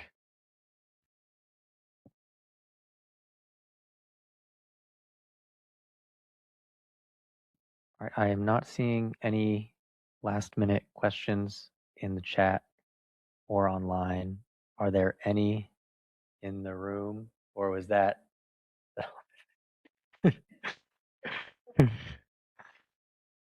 Okay. Well, I wanted to thank you all for being here, whether you're here in person or remotely. For any additional questions, you can contact me, Raymond Bro, at raymond.bro at cpuc.ca.gov. That is RAYMOND period BREAULT at cpuc.ca.gov. Again, thank you all to all of our participants. I want to thank the utilities for coming forward with their presentations, as well as our stakeholders for coming forward prepared with questions and suggestions. And with that, I think we will conclude. Yes, I thank you to the IOUs for all the work you put into this. Much appreciated. And to Raymond, of course. Thank you. Thank you.